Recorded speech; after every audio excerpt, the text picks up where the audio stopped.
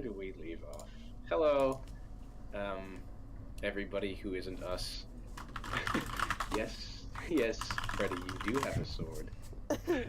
Um, no, hello and welcome once again to the Unofficial Quasi Magical podcast. I am not your host. Um, where we last left off, um, you guys fought giant, um, a giant sea eel. A seal. A seal. Yeah, you guys fought a giant seal.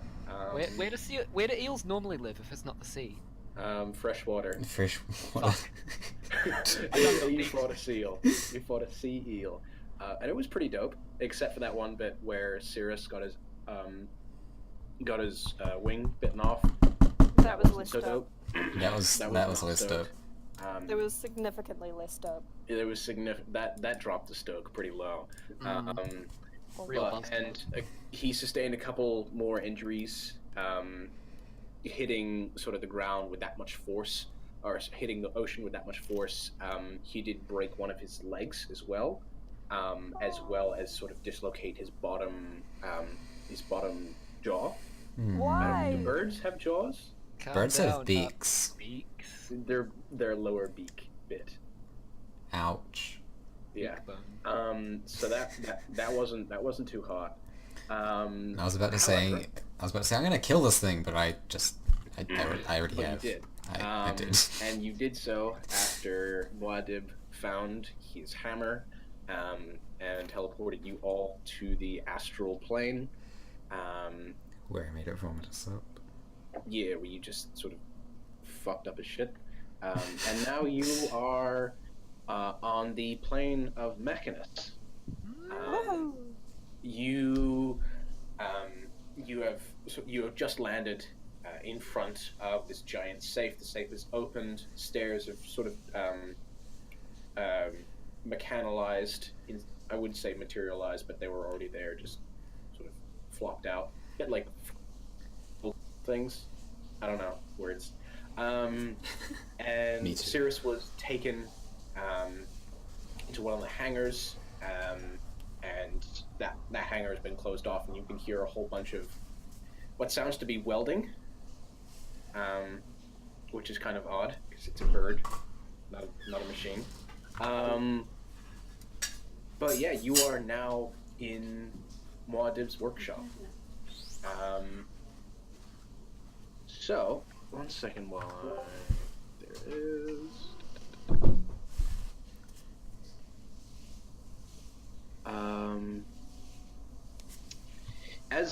As you enter,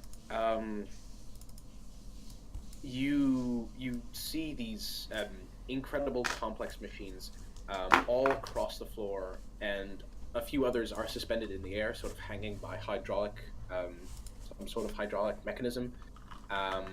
That's also on rails, which is pretty amazing. As you sort of wander the workshop, you can see a machine that transmutes metal straight from the air. Another one sort of resembles a mini assembly line where slag and broken bits are turned into bars of varying metals. Different of this facility is dedicated to stress testing new items. However, the most eye-catching, probably because it is the biggest, is a great circular pit in the middle of the room, above which hangs a giant sphere of translucent crystal that boots up as you approach, doing the sort of Windows 95. Dun, dun, dun, dun, dun. Nailed it. Yeah. Oh. Yeah. So, what do you do? I spin in circles looking around with childlike glee. Me too! Yeah, you after all this time, you have made it. All of you are here. Sort of humble beginnings, and now you're making cool shit. Yes. So, is there anything that you guys would like to do to say before we get straight into it? Can I? I can't wait any longer. I can. Well, you're gonna have to. What do you want, Nate? Can I quietly tap Muad'Dib on the shoulder and ask about Cirrus? Yeah. Yes. Hello, Nar. How might I be of service? What are they doing with Cirrus? Cirrus is in good hands. I can wholeheartedly, and he sort of says again, whole crystally give you that.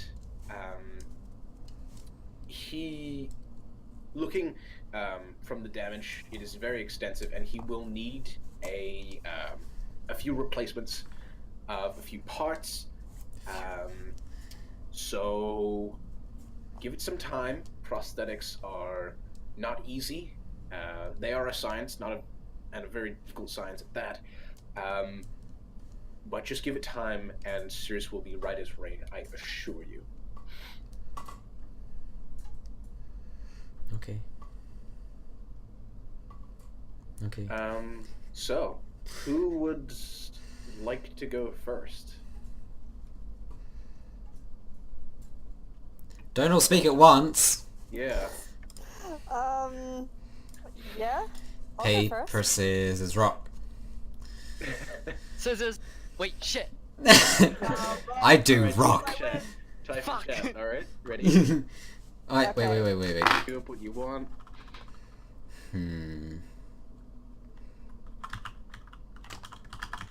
Okay.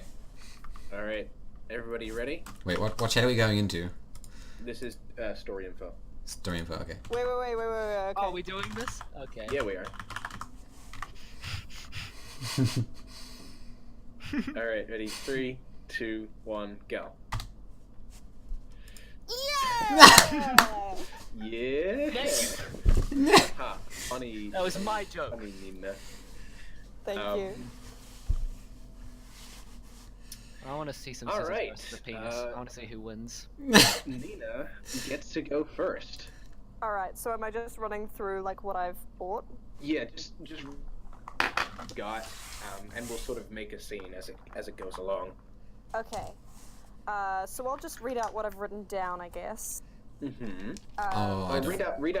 Read out sort of what the item is and what materials are used.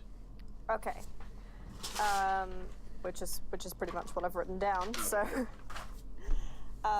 okay. So, I am very regretfully going to abandon my gold leaf mage robes, which have been here forever and ever, and I'm going to get some new robes.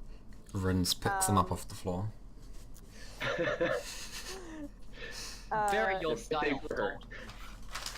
These Ren- robes are made of ignium, which... Hang on, I'm going to find the exact description of it. Ignium. Creatures within 1 meter of you make a dex save against your spell casting or your spell modifier, or take 3d6 fire damage. That is correct. Binge, Yeah. what cloak did you get? It's ignium. Yeah. How did you make a cloak out of it? Magic. Ah, of course. Don't. Do you say that in character? Yes, Yes. obviously. Okay. Muad'Dib's like handling this ignium, and he's got these massive goggles on. Why he needs protective eyewear, I have no idea. It must be a habit of his. And he sort of looks around, Aesthetic. flips them up, and is like, "Who the fuck do you think I am? Oh my god. I can make anything out of anything." And I love you, Muad'Dib. And then as he does this, he's got this sort of crucible of ignium, and he's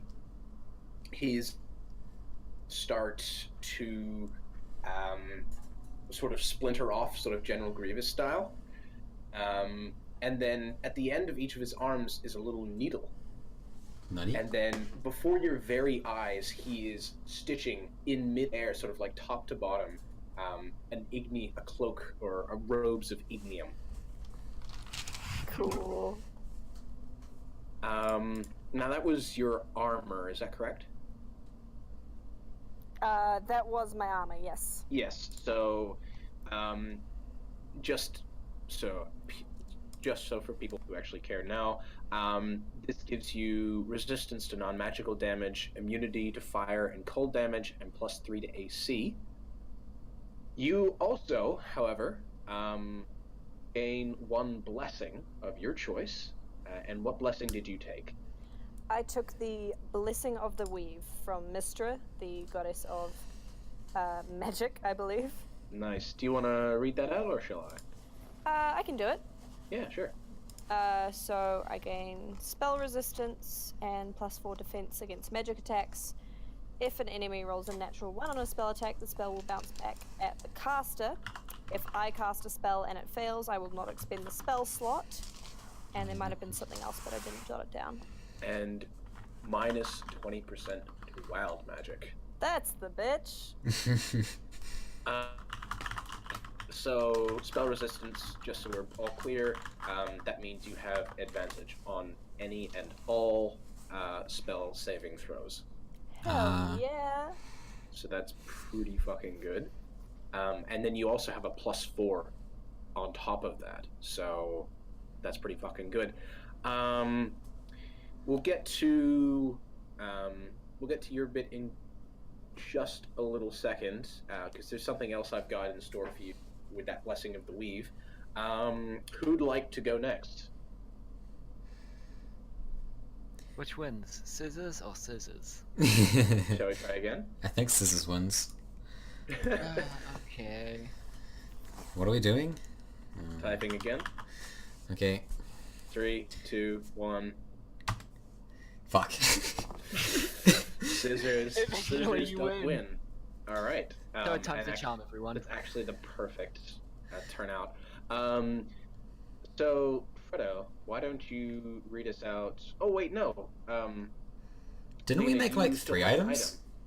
Yeah, you still have an item. Yeah, you have an item, don't you? I do have another item.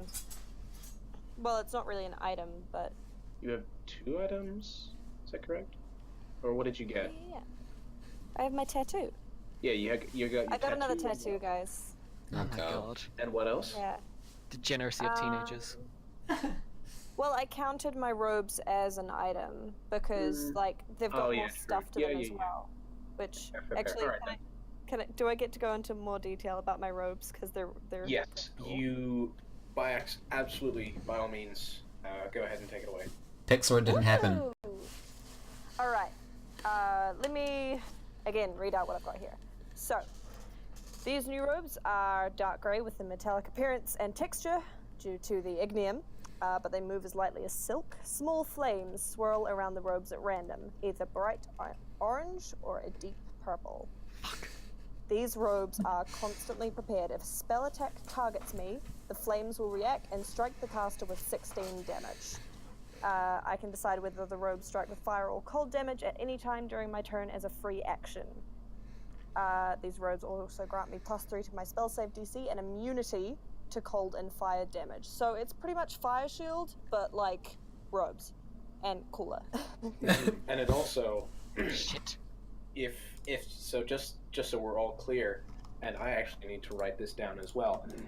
Where's my pencil? If someone hits you with a spell attack,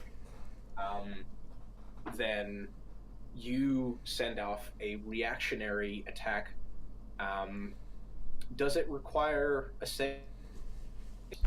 No. No. Yeah, no, we decided on no save. Yeah, and they instantly take 16 points of damage for hitting you with a spell attack. Yes. So that's pretty fucking cool. Yeah. Oh, and I meant to talk to you. Can you know how the ignium causes 3d6 fire damage? Mm-hmm. Could it also be cold damage depending on what my robes Yes. are set to? Yes. Yeah, boy. Yeah, I'll allow that. Fuck, my robes are gonna do that. They are They're now. not They were bitch. gonna have that aesthetic, motherfucker. It's too late. Mine has to be And the aesthetic. tattoo. And the tattoo. So I have what I call the Tattoo of Age Serenity. The roots of a dead tree curl around my fingers and up the back of my hands to loop around my wrists, colored with strange geometric designs that almost seem to have a pattern, but the longer you stare, the more meaningless they seem.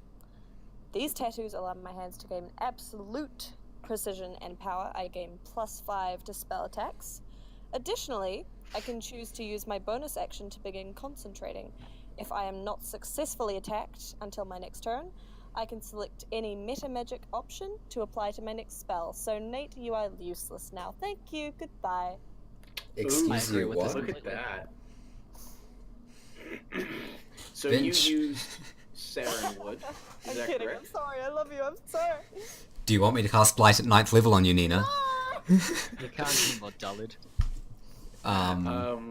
So yeah, Nina. So you've taken the Sarenwood upgrade, I believe I have. or oh wait, no, this was just a magical item. Never mind. Never mind. Cool, sweet. Nina, I didn't even. leaves- Oh yeah. Nina, I didn't have to get a tattoo to have meta magic. I just had it, and I can use them anyway. You Yeah, had to have a but- rock, dummy.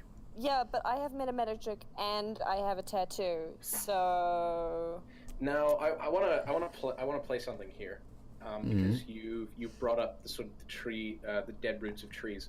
Do you recall the seed that Mama Bourgeois gave to you? absolutely I do. I'm still salty about that.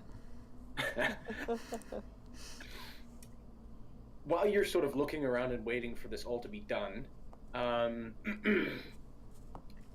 you can see that there is a small garden, which is kind of odd. It is an orchard of just looking at them, very, very, very powerfully magical trees, and it's just rows, just lying around, like it's nobody's business. And there is an empty spot. So if you'd like to plant the seed here, you would have a contact with Mama B, or you can choose not to. It's totally up to you. Do you think this is a good place to have contact? I don't know. It's presumably a safe place we can come back to no matter what. Yeah, definitely, because I assume, hopefully, that Wadib will be sticking around a little bit longer. Yay! All right, let's plan it here. Cool. You push the seed into the ground. It goes in without any sort of hassle. Sort of like create water or whatever. The seed instantly sprouts. And sure enough, after a couple seconds, standing before you is a little tree house. Oh, What do you do? knock knock. Jakku opens up the door, I love you. followed closely by Mama B, as they both step out, both wearing big old clogs that sort of walk around, making cloggy noises as they walk around the workshop. And I think it's best that that Mama B sort of give you this enchantment, this tattoo, because that's sort of her deal. So yeah, Mama B gives Muad'Dib the items to do this, and then Muad'Dib does the tattoo on you, and that's what you've got. Yes. Sweet. Right, Fredba. Hello. Off you go. Alright, so I've decided for my weapon, I'm going to fuse my 2 tridents into one big trident. Mm-hmm. Ah! I fused my blue steel and silver tridents into one weapon, with predominantly blue steel tip on the 3 pointy bits, and a silver base which has been sharpened to allow it to act more like a spear if I need to. So, yeah, it's basically 2 weapons, but you know. So it's like it's a spear at the bottom and then a Yes. trident at the top. Yes, and it's a silver spear at the bottom, blue steel at the top. Sweet. And I've gone further down the blue steel train with blue steel extract and blue steel soul, which allows me to summon an aboleth. Also, Tucker, could I potentially put my immovable rod in here too, into this massive fusion, and allow me to make a immovable trident? Oh. Holy shit. The thing is, you did lose your rod, but No, I didn't. yeah, you did. I lost the cloak. No, you lost the rod as well. No, I didn't. When did I do thought you that? said we got the rod. I got the rod. Did you? Yeah. Yeah. I'm Alright. hiding the rod from you. All right. You don't alright, have the you got rod. I have the rod. Sure. I had the rod last. Where? What? You Why tell did you have the Maud sort rod? of what you want, and he whips that up in maybe sort of like 20 minutes, and then you sort of, I don't know, do you hand him the rod as Yes. a sort of extra? Just like he's just melting it and pouring it all in. I'm just like, oh, and also this. I just had a really good idea. He's like, yeah, that's actually not a bad idea. I assume And yeah. we're going to remove the bit where it's indestructible, because that's a bit nonsense. No, all of these weapons are indestructible. Oh, right, they are. Yeah. Very cool. Now I so have an immovable rod. That's so what big. happens is Wadim's got this massive. It's not quite a cast.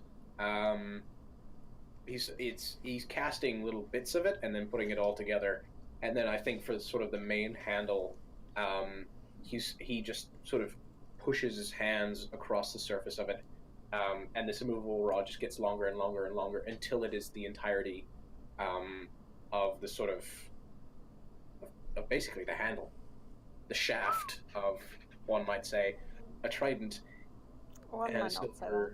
a silver spear. I respect this. That's Very pretty fucking good. sick. However, you do have an aboleth. Also, the aboleth. This blue steel soul allows me to summon an aboleth. So go ahead and tell Nita and Nara, because this thing's fucking amazing. You know what? I don't have the monster manual in front of me, so if you okay. do the honors. Okay, I do as well. Yeah. Nara well, knows what this is. Yeah, Nara Nara, knows what go this ahead is. and I pull up the monster I have. manual. When I explain them this, I pull out my copy of the monster manual that my character has, but I don't. But you speak through Nate's voice. Conveniently. Can you do an impression of me, please? I will not. Actually, I probably could. Hi, I like feet.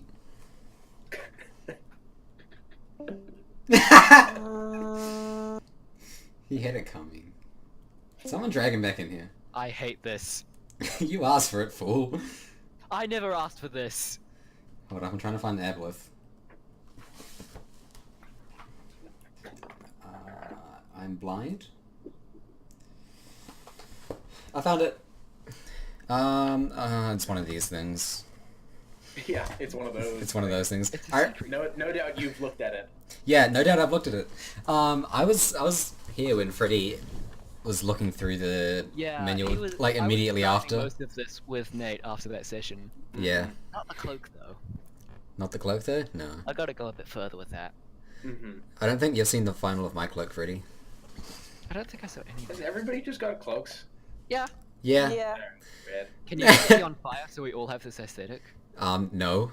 No. Wait, hang on. My one's on fire, just a lot of fire, and very, very fire. What? You can't Yeah. take this from me. Binch, you don't know Look. what's coming. Yeah, sort of. Anyway, this is an aboleth. It is a massive... I don't even know how to describe this thing. It's kind of like a squid, but backwards. It's a sharktopus, basically. It's a sharktopus, basically, yeah. It can breathe in air and water, so it's amphibious. While underwater, it is surrounded by a transformative mucus, and if you are hit with a melee attack, or if you touch it, you must make a Constitution saving throw. It's got telepathy. It can also do a lot of attacks.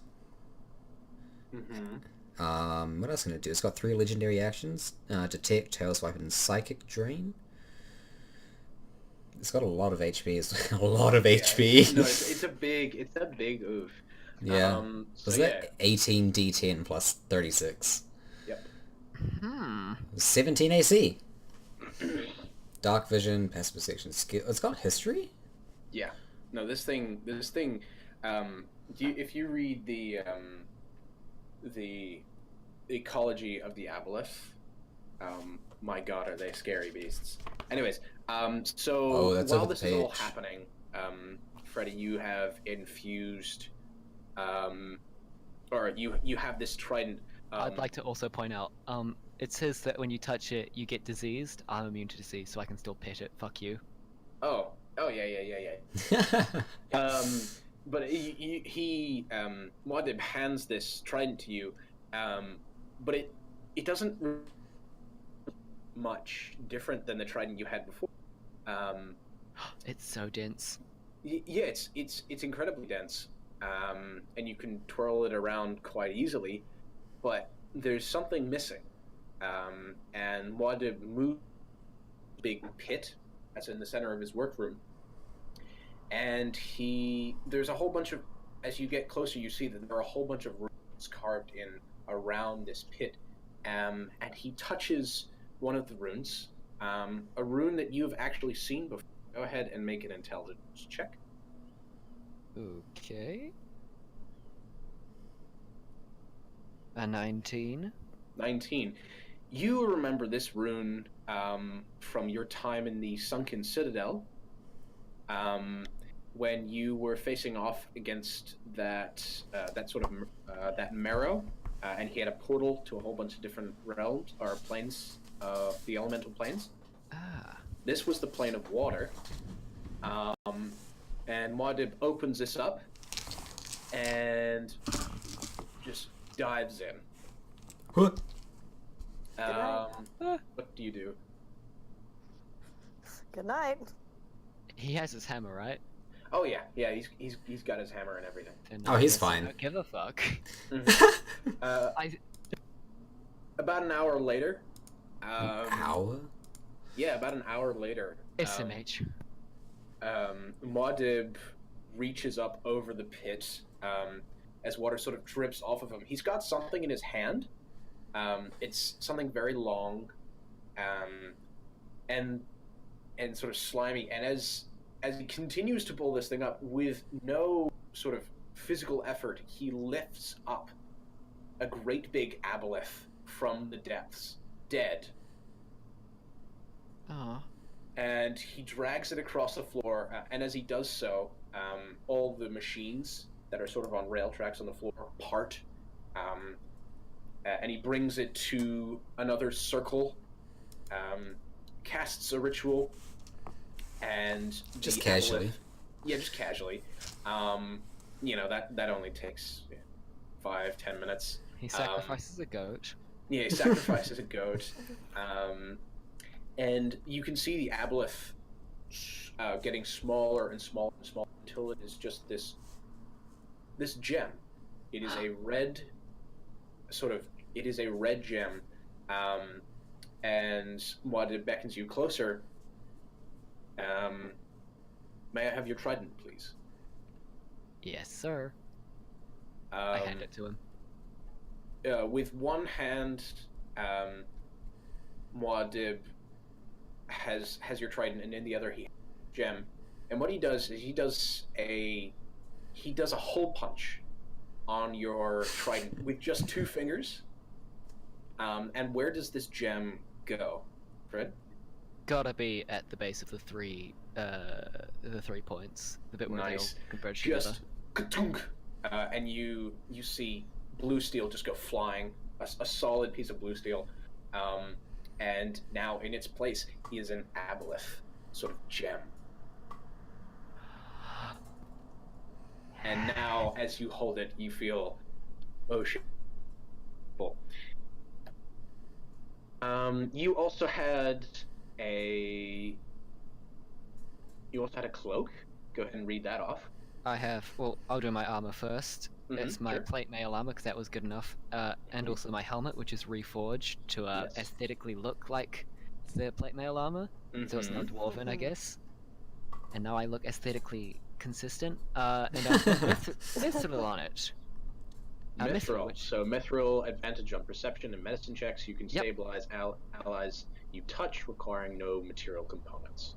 Very easy. I'm continuing my medic thing, and also I've got to further the tank thing. I've got the blessing of the Juggernaut, which makes me immortal. Thanks. Yeah. my The God. blessing of the Juggernaut. Your strength and constitution increased by 5. You gain the maximum amount of HP possible for your class. 21 strength. We like that. +1 to AC. Bestowed 1 by to AC. Helm, the god protection. Yep. My And boy. we'll get to that shortly. And you also have your cloak. Alright, the cloak. It's very similar to my old cloak, Rest in peace. because I miss it very much. Mhm. It's the old cloak, but several new things. It gives me the cantrip Sacred Flames, prepared at all times. As a bonus action, I can make the moral imperative that it gives me an area of effect thing. We'll balance that later. Work out how I'm not just constantly doing that and ruining everything. Twice as bright, obviously, and it has a Yep. It's on fire, fuck you. It has No, it's not. radiant flames licking all along it. Mhm. And the new things I've added since then is anytime I take melee damage, the person who attacks me takes half that damage in radiant damage. Ooh, How about that? fuck. Shit. And if you'll let me have a tiny bit more, once every long rest, it can transform for 10 minutes into a pair of wings, giving me a flying speed of 30 feet. Okay, so how many souls did you have? I had... How many left? How many 45. did you have left over? Wait, no, 40. 40. Yep. Okay, that'll work. I'll accept this. So yeah, you now have a sort of what does this radiant flame look like? Is it literal flame or is it something cooler? It's kind of faint, literal flame. It's not very big flame. It's just small little licks of fire, and it's radiant fire, so it's completely pure white. Sweet. All right, that's that. Now, Nara. Head back to it is your me. turn. So I'm gonna start with my dragon's tail. Sure thing. So with that, I basically went all out on the literal wind. So basically, I lost the document for some reason. That's fine. I can read it out. Everything here. Yeah, please. Okay, so literal wind.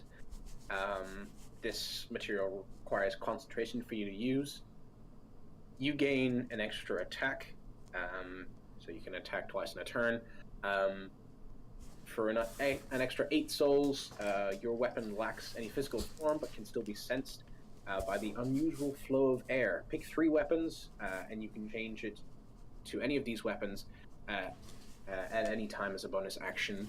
And then for an extra 10 souls, Storm King's Thunder, add an extra d12 thunder damage to the attack roll. You gain the dash action for free once per round. Jesus.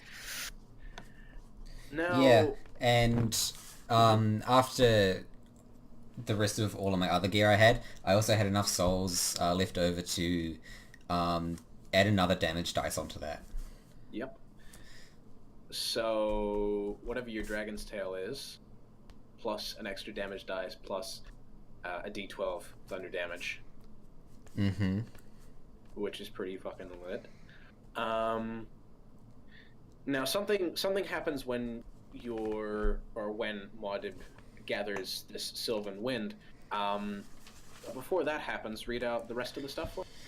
So I went for I went and got some armor as well, and I get the same resistance to non-magical damage, immunity to fire and cold damage as well. But I went with the blessing of the necrophage. Classic. Yeah, seeing as I was originally a necromancer, but I've kind of turned into a storm sorcerer. But I got to stick with that necromancy because it's fun. And I originally wrote down on my piece of paper that it was blessing the tempest, so I don't actually have the necrophage. Alright, so the blessing of the necrophage. You are healed through necrotic damage, but you take double damage from radiant light. As an action, you can cast the spell Animate Dead on any body, pile of bones, etc. that you can touch. You can only animate one creature at a time. For every enemy you kill, you gain the number of HP back that you dealt. Yeah. And what material did you use? I believe I went with what was it? Adamantite? Adamantite. No, was it? I don't know. Any hit against you becomes a normal hit. Chlorophyte, regain 5 HP per round. Cloth is just unarmored. Mithril. Oh, chlorophyte. Yeah, chlorophyte. So you regenerate 5 HP per round. Yeah. Nice. And then what did you have? I had my robe. Yes. Go ahead and make your robe. Okay, so Here we go. it's modeled off the Robe of Stars. Very cool. So it's literally space, which is suns and shit. So I'm beating all of you for fire. Yeah. But Can't see, but I'm pulling the finger. but basically I get plus 30 foot dark vision, plus 3 stealth, and plus 1 bonus to my saving throws. As a bonus action, I can pull up the hood of my cloak and me plus all my items only become invisible, and my invisibility lasts for a maximum of 2 hours. And it resets at the dawn of each day. I can use an action. I've got kind of 6, what did we come up with? 6 stars? Yes. 6 stars around the kind of the neck area of the robe, and as an action I can pull off one of the stars and use it to cast Blight at level 6, I believe? Blight at level 6. And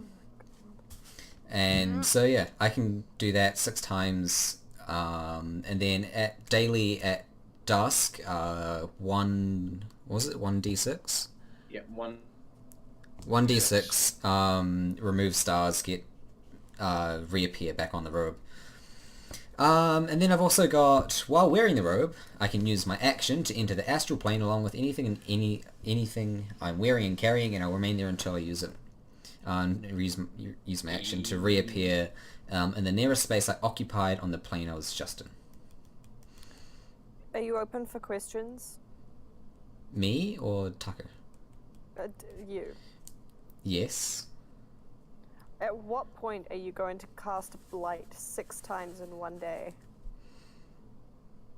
I think this is a question for Tucker. Tucker, when are we fighting something?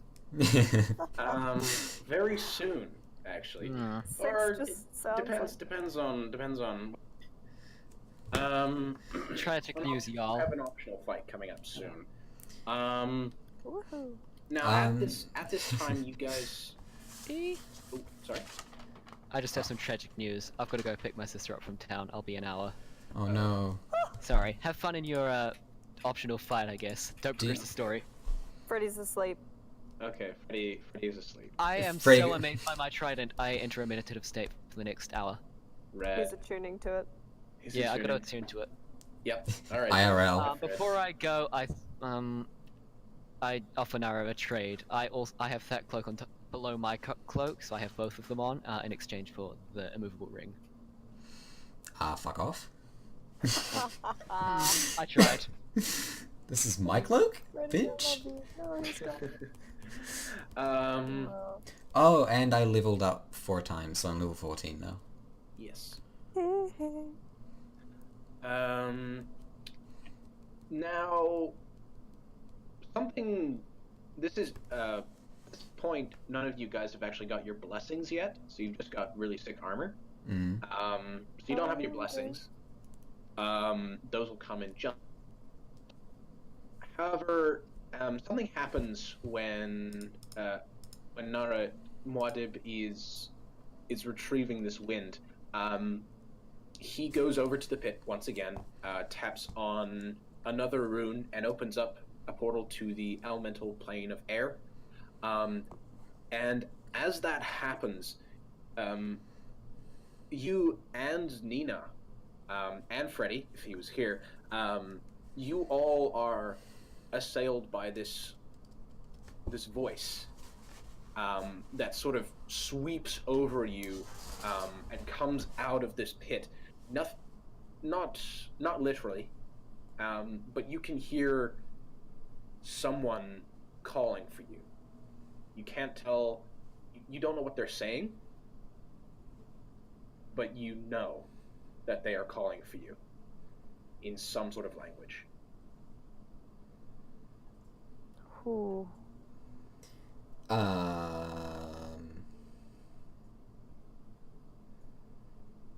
What do they want from us? Make an Arcana or History check to see what kind of language this is. Yes, I'm gonna go with history because I've actually got a plus in that. Hang on. I still go with paper because I'm stupid. No, I need to go for paper now that we've got so much custom items. Does a 26 do it? Yeah. I got 19, but okay. No, both of those do it. In fact, Nara, I should have said you have it because you actually know the language. I do. It is primordial. 21. Alright. So someone is calling to you. Me. In primordial.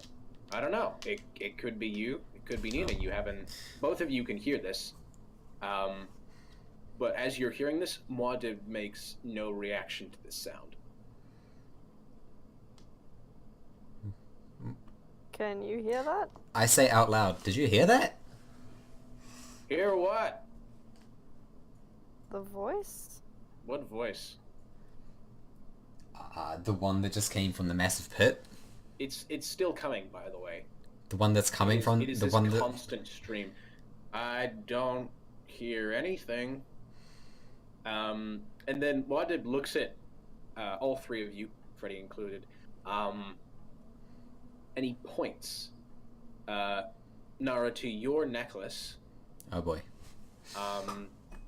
Nina to your what did you have? What did you have your stone on? Ring. My It staff. was a ring. The one that I gave her? Yeah, was- that's yeah. right, my ring, sorry. Yeah, your two-fingered ring, and then points to Freddy's necklace, and you look down and you can see they are all glowing. Oh my god. The last time this thing glowed, it gave me a level 9 spell, so I'm all for going. Yeah, we should probably check out what this is. Muad'Dib shuts the portal, and then this sound stops. And he's like, "Does that stop it?" Yeah. Yeah. And he opens it back up again, and the sound is back. And it's back. Okay. Sounds like it's Well- all. Hmm? Nothing. No, go ahead and say. This is like an on-off switch, just. Da, da, Yeah, da, I think you- da, I think- da, da. For a while, until you guys get pissed off. Yeah. Kids playing with the windows, like be like. On, off, Oh, on, God. on, off.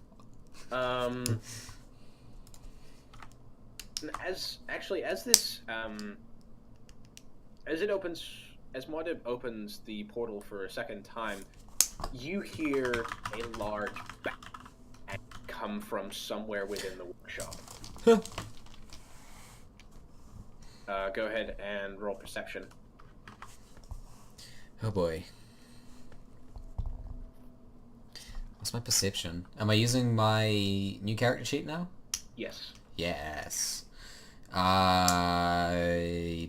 Dirty 20. Fuck me. So you look around and you see I see that what's Cirrus was put behind. Oh, yeah. You can see there is a huge dent in that. Huh! And then once again, bang!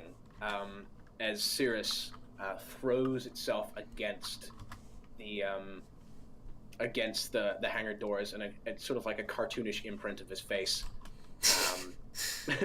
is left. What do you do? Let him in! Let him in! Let me out. Thank you, Nina. You're welcome. Cool. You just let him bang away. Can we let him in here, or is he still under repair? You don't know. I don't know. Can't look at Mwada concerned.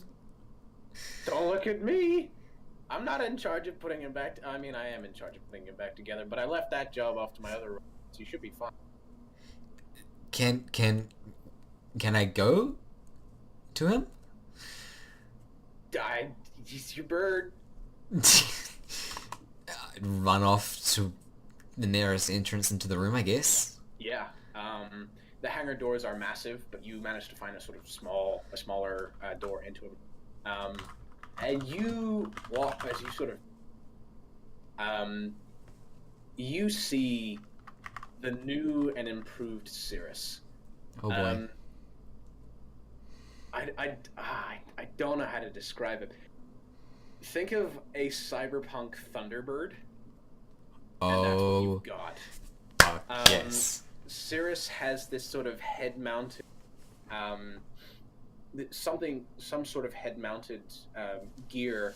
He has one of his eyes looks like he has some sort of lens that can go over it. His bottom, it's attached to his bottom beak bit, which has now been replaced and is iron. I should say steel. His bottom jaw is completely steel. Oh yeah. False flag, lol. Get in here, Fred. I'm not gonna continue until. Actually, no, I will.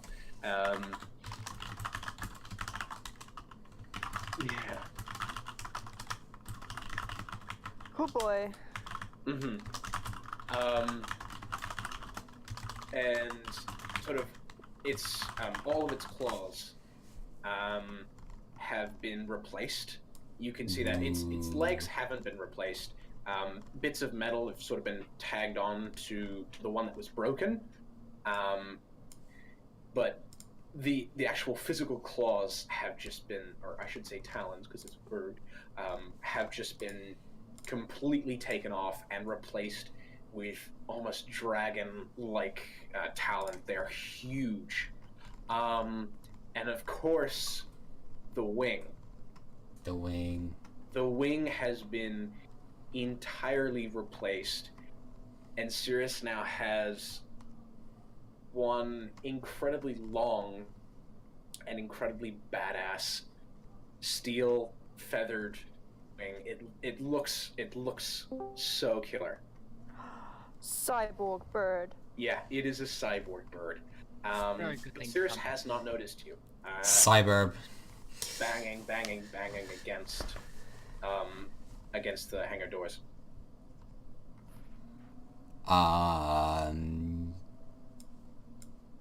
We kind of need him not where he can hurt himself. Very quickly. You can see he's trying to get out. He's not trying to hurt himself. He's trying. Yeah, I know. I don't want him to hurt himself trying to get out. Therefore, you If can there was just let him some out. sort of way that you could calm him down, it would be best. These hangar doors are massive. I suppose I should use my animal handling then, huh? Sure. Is that... I don't know any... I can't calm him down any other way, I don't think. So go ahead and make an animal handling check. I've still got +0 to that. Nara is dumb. 15. Hmm.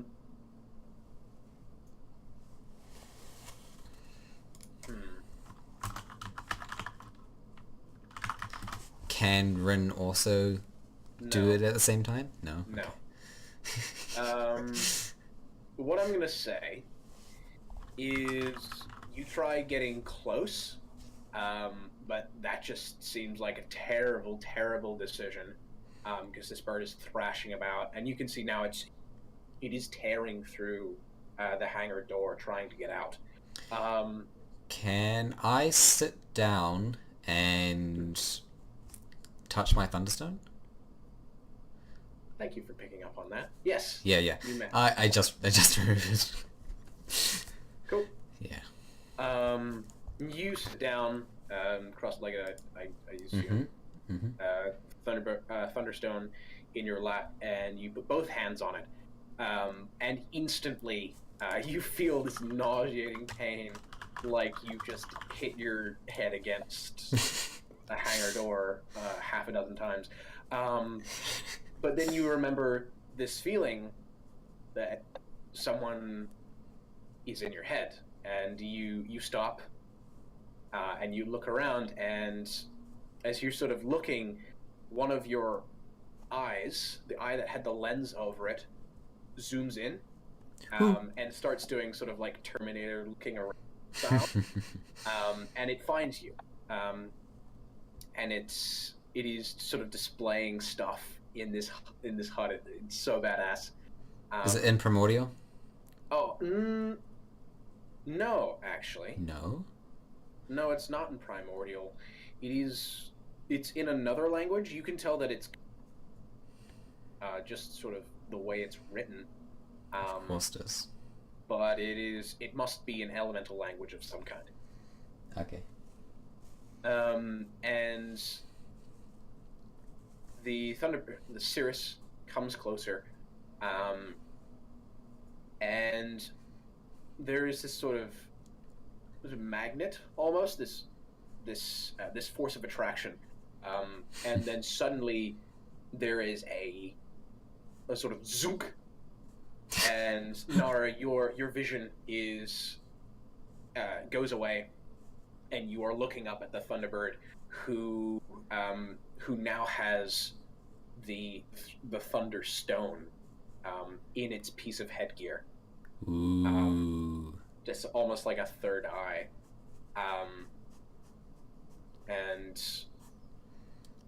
what happens next? Now how am I supposed to touch it? Oh, you can go ahead and try. No, I'm fine.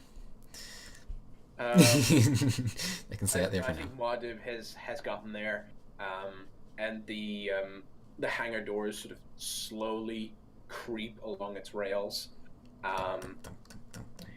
and Cirrus is out, and he's rearing to go. Last one on's the rotten egg. Whoo! Huh? Get on, bench. Yeah. We're going flying. All right. You all hop on as all of the equipment sort of moves away from this sort of force of mass destruction, and Cirrus sort of perches on the end of this pit, and just sort of tips over, wings in, and just dives straight down. And instantly you are in the elemental plane of air. It is nothing but clouds and gale force winds. But Cirrus obviously seems to know where he's going. However, he hasn't really gotten used to his wings. No. So, Nara, you're going to need to help him with that. What do I need to do to help him with this? Sorry? What do I need to do to help him with this? Well, first of all, you need to touch the stone. I need and to... you need to make an animal handling check. Animal handling. Okay, so... Is there a place for me to be able to... Oh yeah, no, it is. I should say it's on its heads. Birds have 4 heads. So you can Kind of. sort of get up close on the scruff of its neck and then put your hand on it. Oh, yeah. I guess I'll... Am I gonna fall off? No. Okay. I don't want to fall off. Mm-hmm. Yeah, so I guess I'll do that, reach over and touch it, and I'll roll for animal handling. Hopefully I don't get a terrible roll, which I did. It's a 4. 4. Cirrus is plummeting, and things are not looking. Nina and Freddy, I'd like you both to make athletic checks to see if you I'm can not hang happy on. about this. As Cirrus is Especially not the bit plummeting. where I rolled a natural 1. That's not ideal at all. Oh no! Freddy, you fall off. Whee. And I got a 15. 15, yeah. Nina, you can hang on as Cirrus is sort of twisting and tumbling and falling. Freddy, you are also falling, but you do have your cloak. Give me 3 seconds. I don't want to waste it quite yet. Give me 3 seconds. I need to find the right... I cast Reverse Gravity. Cool. I've got... Whoa. Yeah, I've got that spell, by the way. Um, So, sure you. this spell reverses gravity. It's part of my level up. This spell reverses gravity in a 50-foot radius and a 100-foot high cylinder centered within a point of range, which is going to be the Thunderbird. All creatures and objects that somehow aren't secured to the ground fall upwards and reach the top of the apex, and basically you just oscillate on the apex until either you move out of it or the spell ends, which is in a minute. Nice. So what, am I flying upwards now? Yeah, you're So flying... what happens- Oh, yep. Yeah, you're flying upwards. So what happens is, Nara, you cast a spell, and you start slowing down. And Freddy, you're also in this as well. And then all of a sudden, you start falling up. As Cirrus is very, very confused, but trusting that you know what you're doing. He's just like, this is some weird updraft. And then he's sort of bobbing at the top, and he's getting used to flying around. And Freddy, you can get back on, and You're welcome. Cirrus sort of, or I guess the spell ends, and Cirrus is a bit clunky, but he gets used to flying, and he is off. The voices, or the single voice, I should say, is getting louder and louder as your journey continues, until you go through a giant stratus cloud, and sort of in this cloud, you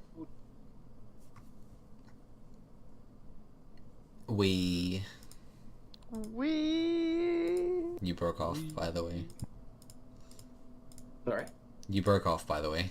There's a legendary battle between 2 puppies happening in my room, guys. Oh my God. Stratus cloud. We got to... You enter the massive stratus cloud, and then you cut off. Yeah. You enter the massive stratus cloud, and then sort of storm. There is 3 clouds, and on top of those clouds are 3 giant castles. And as you're sort of now in this calm area, the temperature has dropped rather suddenly, and there is also a thick fog sort of obscuring all three of these little mini islands that have castles on them. I'd like you all to make perception checks for them, please. Okay.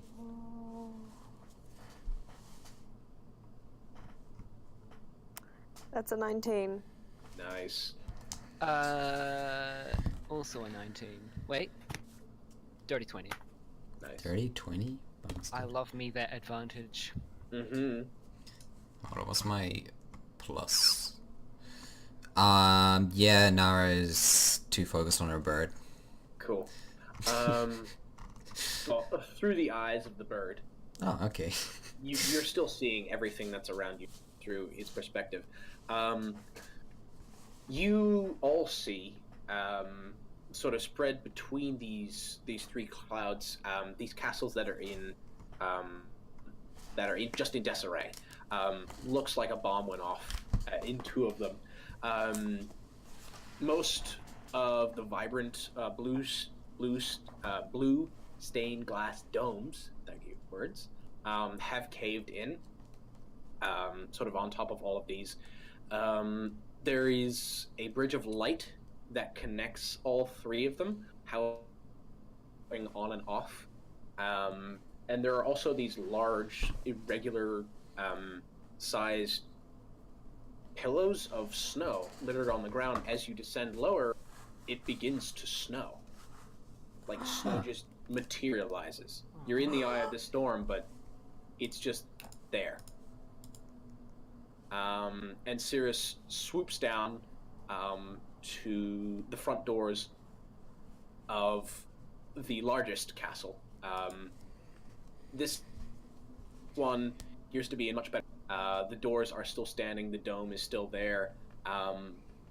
But as you land, you see this door in front of you. It is, and it has been raked in claw marks. What looks like someone tried to get in, and was unsuccessful. That's what you guys see as you land. Huh. What do you do? Oh, I appreciate it. me too.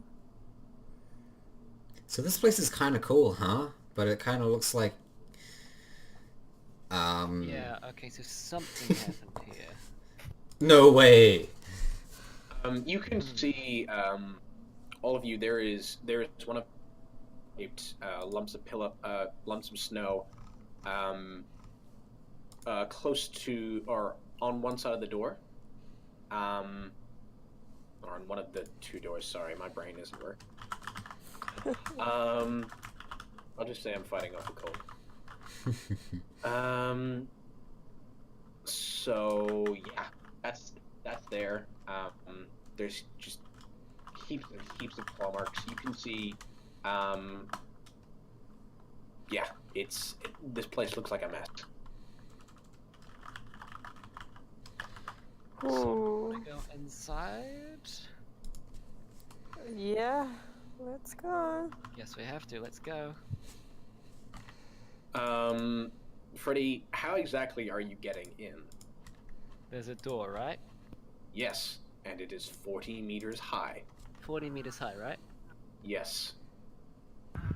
Is there like, you know how in the movies when they have to go through a big door, but there's always like a little crack at the bottom, so they go through the crack at the bottom. There's the smaller Go door ahead and for make humans. a perception check to see if you can find the little crack in the bottom.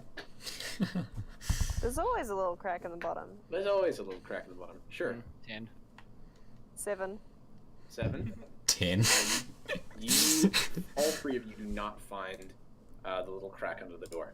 Can we go always a digging? crack Can in we the go door. digging through the There snow? was a Look for the little crack. under the door, but you don't find it. Can we dig through the cloud or the snow? You want to dig through the snow Yes. to see if there's more? It's to see if there's a crack. Sure.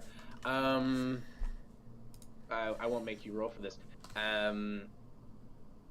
Freddie, as you're digging through this snow,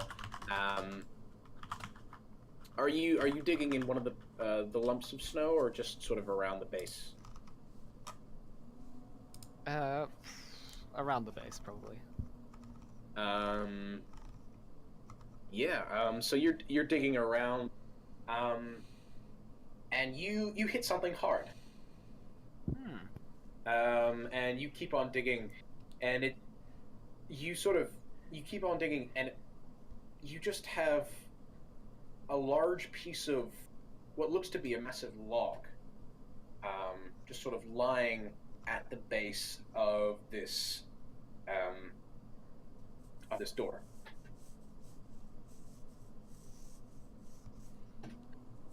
You haven't sort of excavated the whole thing, but from what you can see, there's just a large log. Okay. Knock on the log. Okay, I do that. This thing is solid. It is not Cool. hollow at all.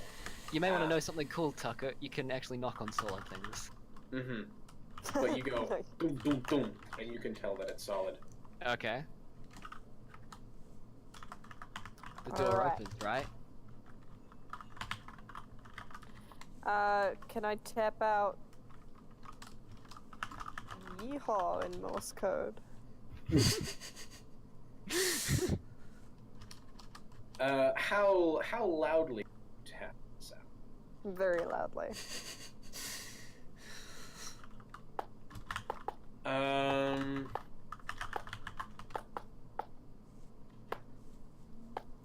One second, I'm gonna. Okay, that's good that he noticed. Somebody call a cowboy. Yeah. McCree Overwatch. As you are giant sort of McCree thumping Overwatch. this into the ground, or sorry, where are you tapping this? Yep, you're right. Where are you tapping this? On the door, on the ground, anywhere? I was planning on the log. All right, on the log, sure. You're banging away at this log, and then all of a sudden, Cirrus lets out this giant screech, and you all turn to look where he's looking, and from one of the ruins of one of the castles, you see a large white dragon. Cool. It has not noticed you yet, but it is sniffing the air. I take out my monster manual and I discover whether or not white dragons are evil or not. Cool. Yeah, can we make- roll insight or something? Yeah, make an insight check, because I actually have his... That's right here. Inside. That's a 19. 15. Actually, no. The monster manuals roll. This is... Fred has his copy, so this would him making... So what? So, Fred is making this check, no one else. Oh, Freddy's Is it making this insight or is it how the monster manual works? This is insight. This is insight. Okay, 15. 15. You are looking through the monster manual, or maybe it's a history check, I don't know. I don't know, what's reading a book? Arcana? Reading Intelligence? Intelligence? Anyways, I think insight's whatever it is, this, it's a 15. Wink, wink. And you learn that adult white dragons are not chromatic, so that they are very, very evil. In fact, they are chaotic evil. Oh fuck. Yeah, you learn that these things have a magically frightful presence. So if they get too close to you, you have to overcome their sort of fear aura. They have many, many attacks, including a lovely cold breath, which deals a fuck ton of damage. It is known to freeze foes solid, just instantly. Yeah. Oh fuck. Hey, so guys, I stopped Guys? tapping out yeehaw in Morse code. why are we here again? And can we leave? Now to roll stealth.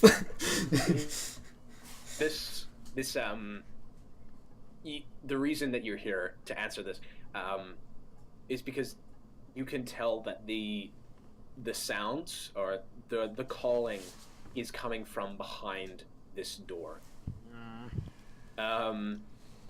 And Cirrus sees this, and he has put his head against the door. And I don't know, can birds hum? They can. I guess. Kind of. Yeah, he starts doing a little sing song. Is it yeehaw with in his Morse head code? sort of pressed against of his forehead pressed against the door.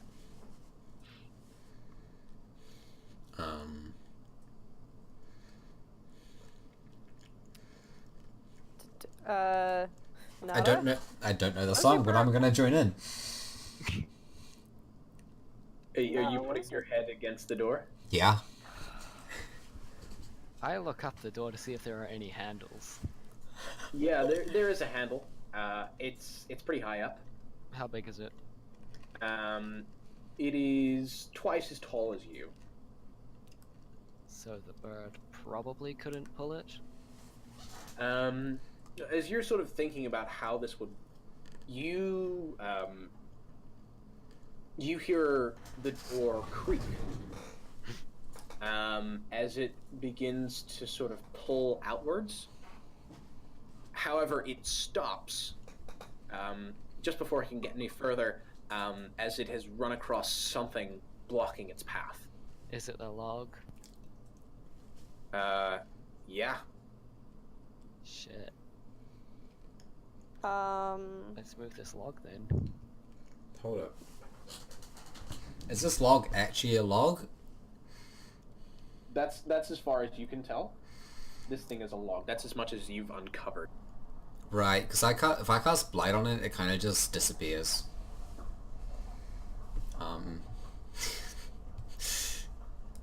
Yeah. Nara's That number sounds one pretty solution for everything. Cast Blight. No, because if you target a plant or a creature or a magic, no, hang on, where am I reading? You can make a nature check to see if this thing is a log. Okay, cool. I'm gonna do that. Yeah, because if it's a tree or a shrub or something similar, it just withers and kind of stops existing. Mm-hmm. I hope my Arcana is good. Nature. Oh, nature? I hope my nature is good. My nature's decent, and it brings it up to 18. Nice. You can tell quite easily that this was once a tree, but it is now the handle of some massive weapon that lies buried beneath the snow. Oh. A weapon.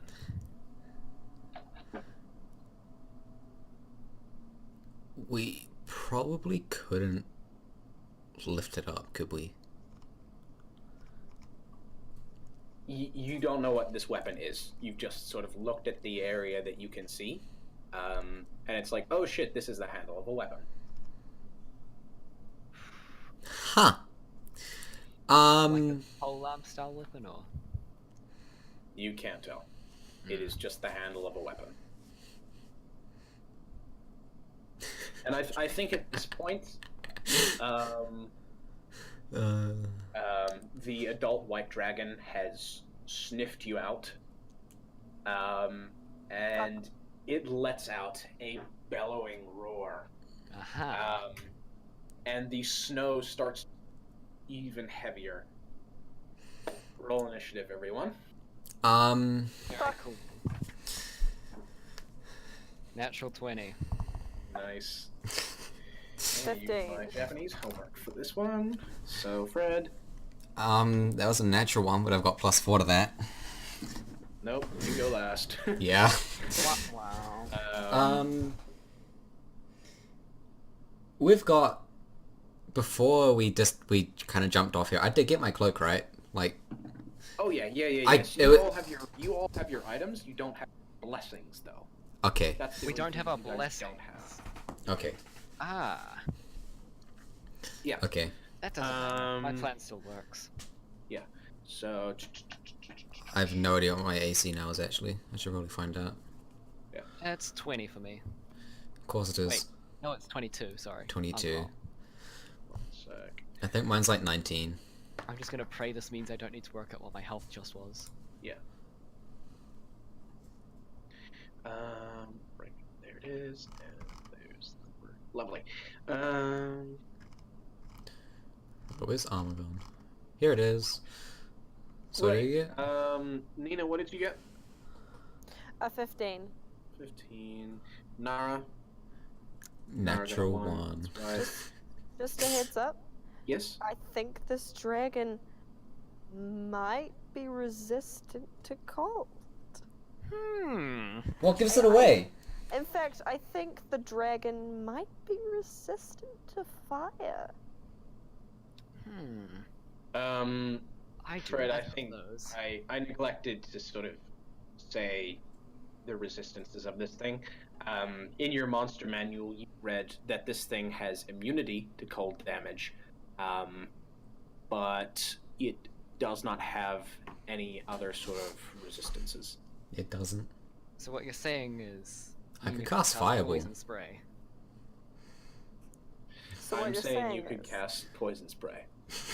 My plan is My plan does not involve any of this, and it is perfect. However, I love it. this is a big fuck-off dragon, and poison spray will do jack shit.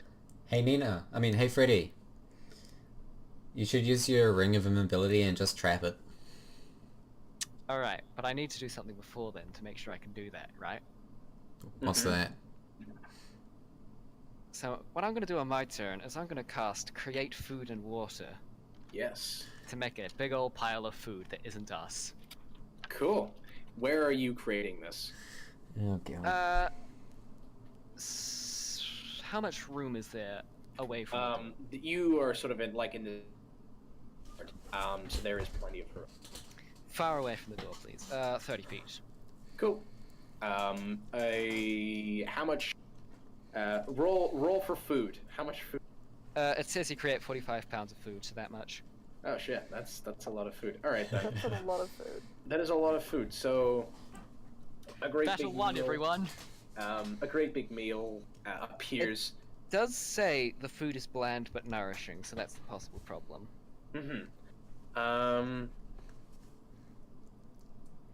Is that all? That's all I do. Okay, cool. Next up is Nina. Lightning bolt. Lightning bolt. Oh my god. How far away is it, Tucker? Is it in this range? Thing is really, really far away. It'll take maybe a round or two for it to get anywhere close.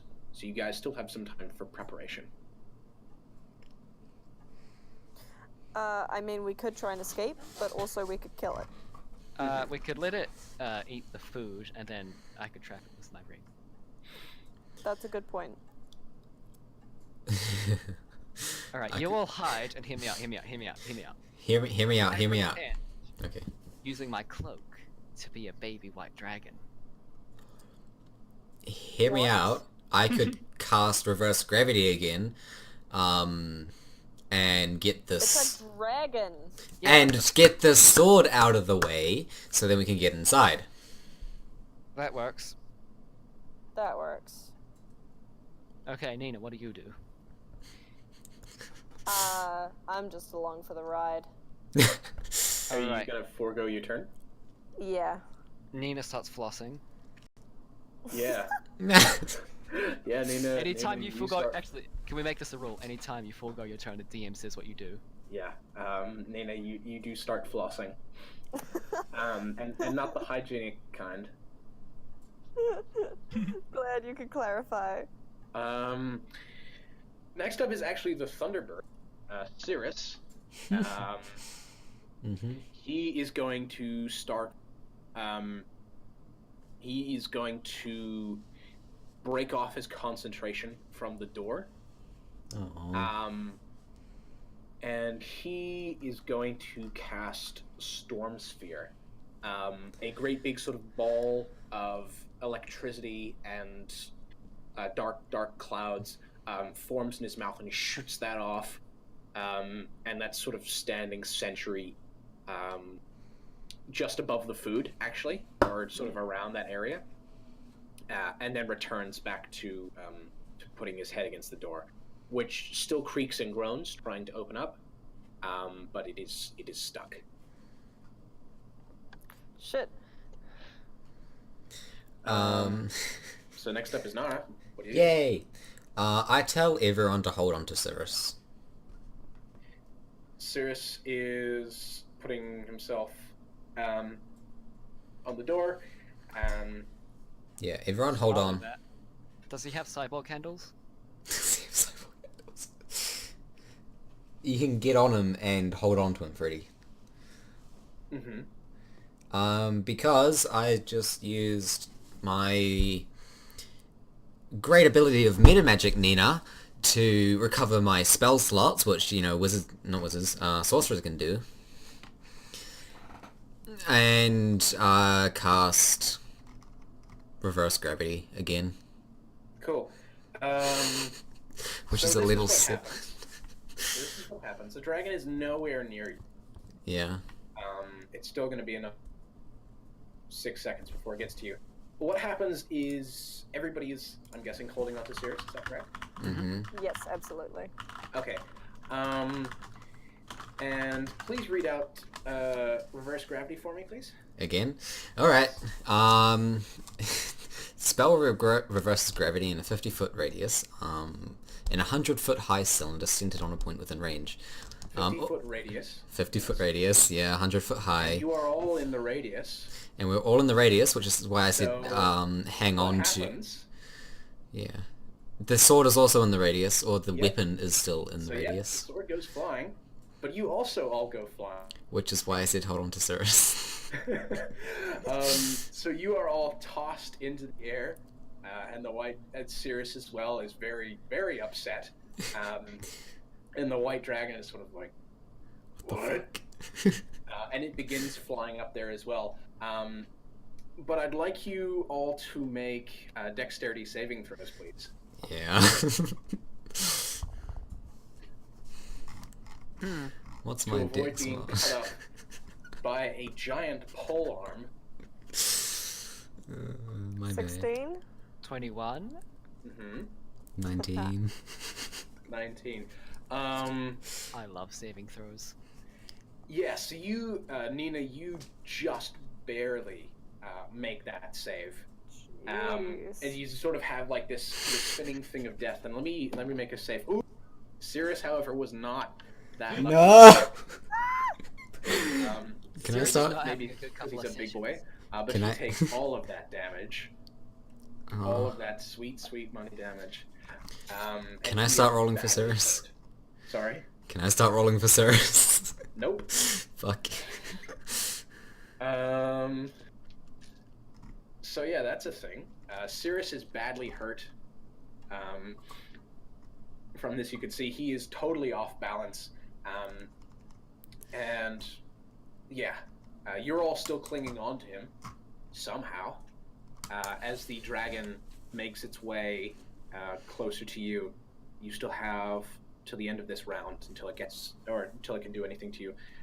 Freddy, it is your turn. So it's coming towards us. Yes. Yeah, so You're the all giant... floating above the castle now. And the doors are probably opening. What could I do? I don't know, I'm just gonna delay my turn, please. Floss. Yeah, okay.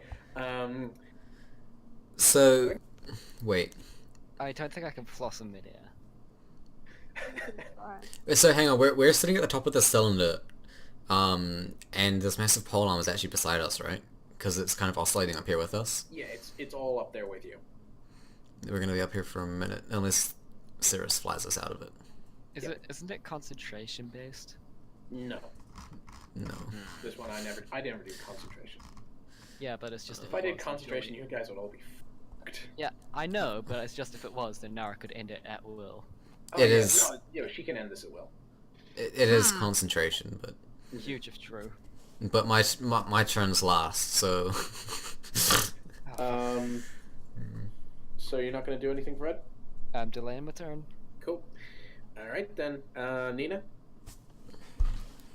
Lightning bolt. Cool. It's This two. thing is close enough. What do I need to do? I need to roll attack Cool. with my... That is 16. Cool. That is not a hit.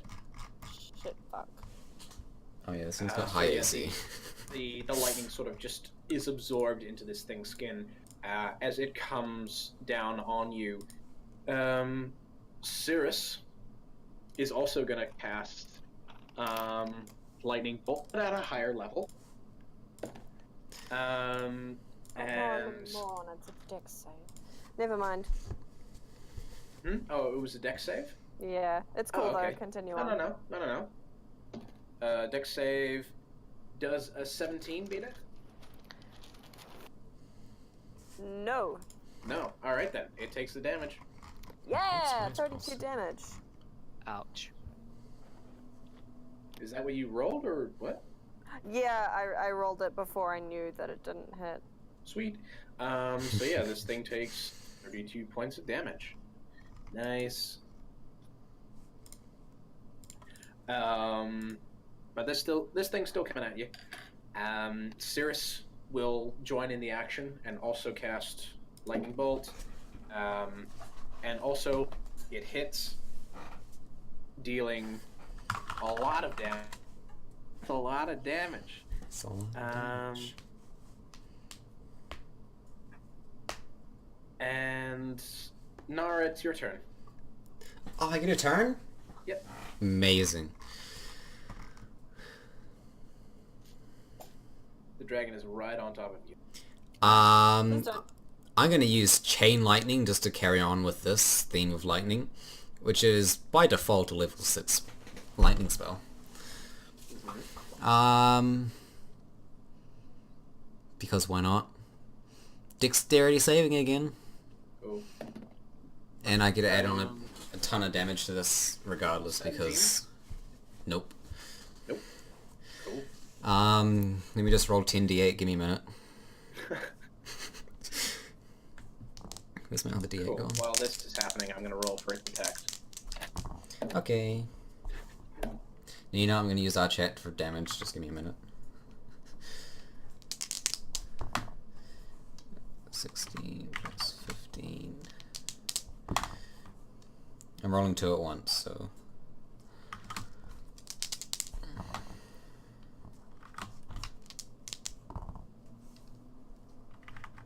One, two, three, four, 5.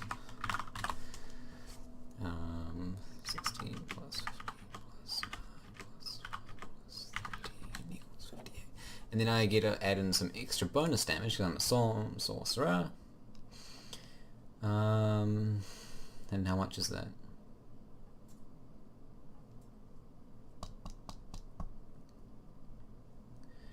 I'm going to add in an extra 7 lightning damage to that. Cool. Which is a total of 65 lightning damage. Shit. Nice. So all this damage hurts it pretty bad. However, all 3 of its attacks land, and I'm just going to read out the numbers for you to all sort of cringe. Its attacks land on whom? The first one was a 27. Mm-hmm. The second one was a 19. Ha! And the third one was a 20. Dirty 20. 2 of those miss me. So the first one will hit you, Fred. And Fuck that you. is a bite. And you will take 2d10 plus 6 piercing damage. That's lame. This bite is lame. I hate this bite.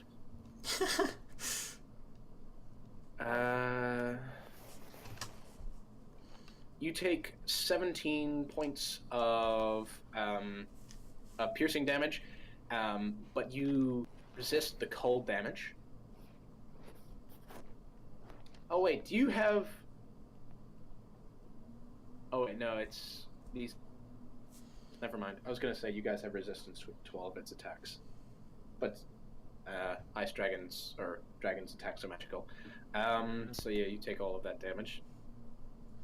And then, just to be polite, the 2 other attacks...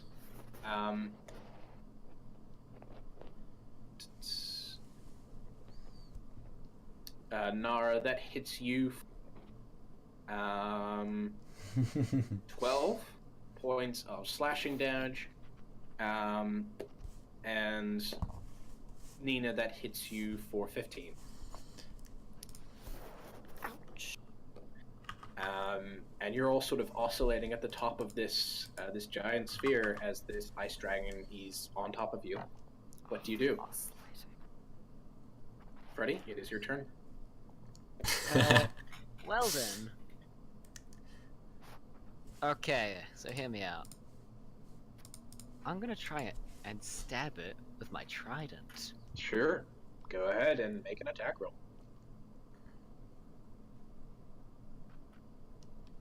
Do, do, do, do, do, do, 23. Hmm? 23. Yep, that hits. Okay, so...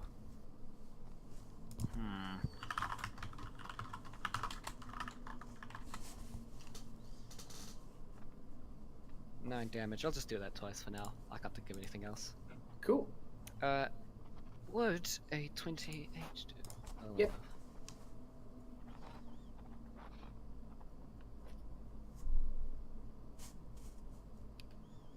How much damage is that? 1 sec, I'm dumb. 11. 11? And what's the total? It was 11 for that one. The previous one was 9, was it? 9. Yes, so 20. 20.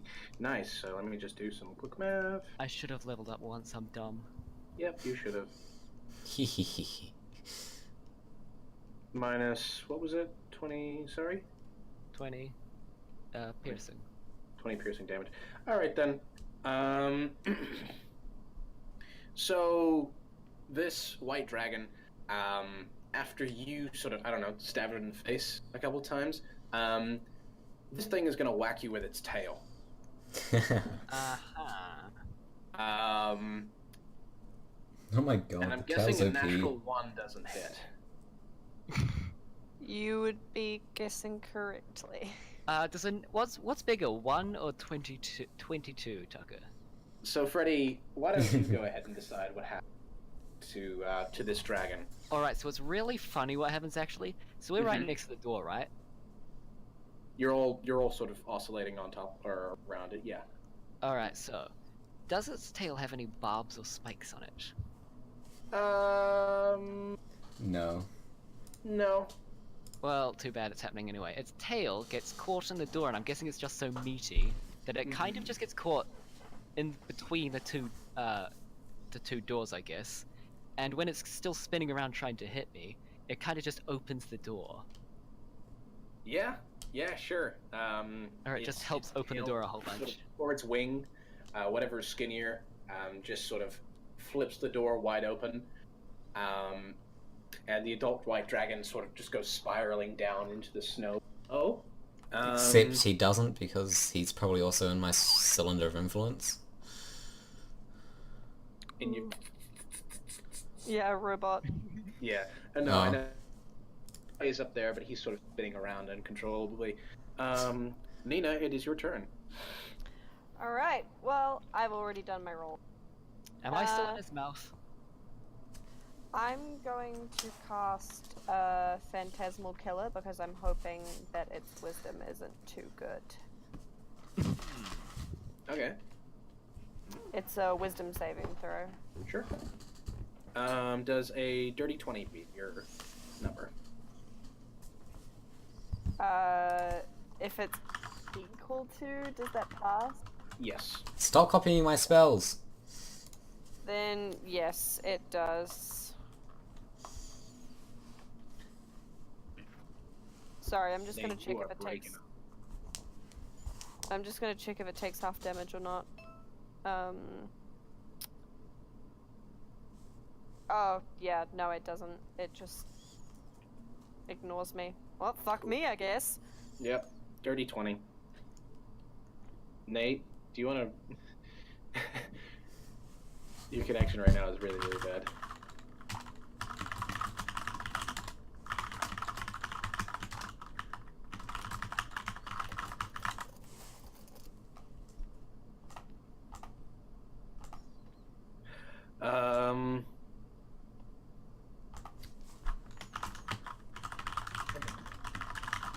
Sirius is gonna go in for a bite.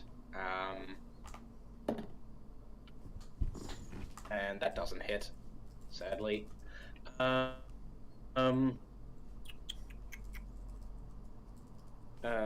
Nate, Hello? it is your turn.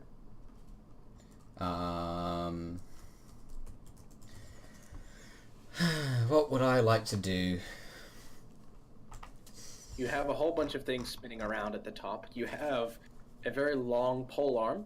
You have a big bird, an even bigger dragon, and a couple of your friends. I do. And I'm reduced to level 5 spells. What a shame.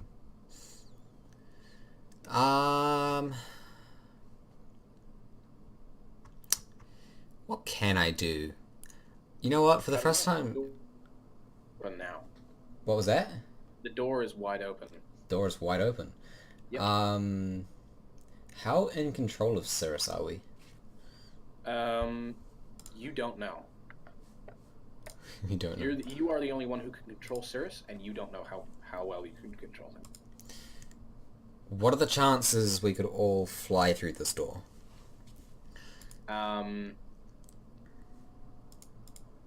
Yeah, you could do that. As the door, like I said, the door is wide open. But you would all need to get onto him first of all. Yeah. And then you would need to cancel the reverse gravity, or fly out of it. Yeah. I mean, why not try? Sure. Does that sound right, everyone? Yeah, let's give it a go. Oh, hell yeah. Okay, I suppose Cirrus could grab those two on his way out. So for the sake of being able to move in zero gravity, draw my Shadow Blade, so then I can... That's a bonus action. So now I've got my Shadow Blade with me for the next however long that is. But then I can also fly 10 feet, so fly and grab onto the back of Cirrus, and I have to grab the stone to be able to get him to... Yeah. Yeah. It seems the only way to sort of really control is to be able to touch the stone. Yeah. So yeah, secure myself and reach over and touch the stone. Cool. Boom. You're in his field of vision. What do you do? What are the limits of what I can do? Like, You don't know. I don't know. Let's- Do I Just do try I and get- do I talk to him or do I control him?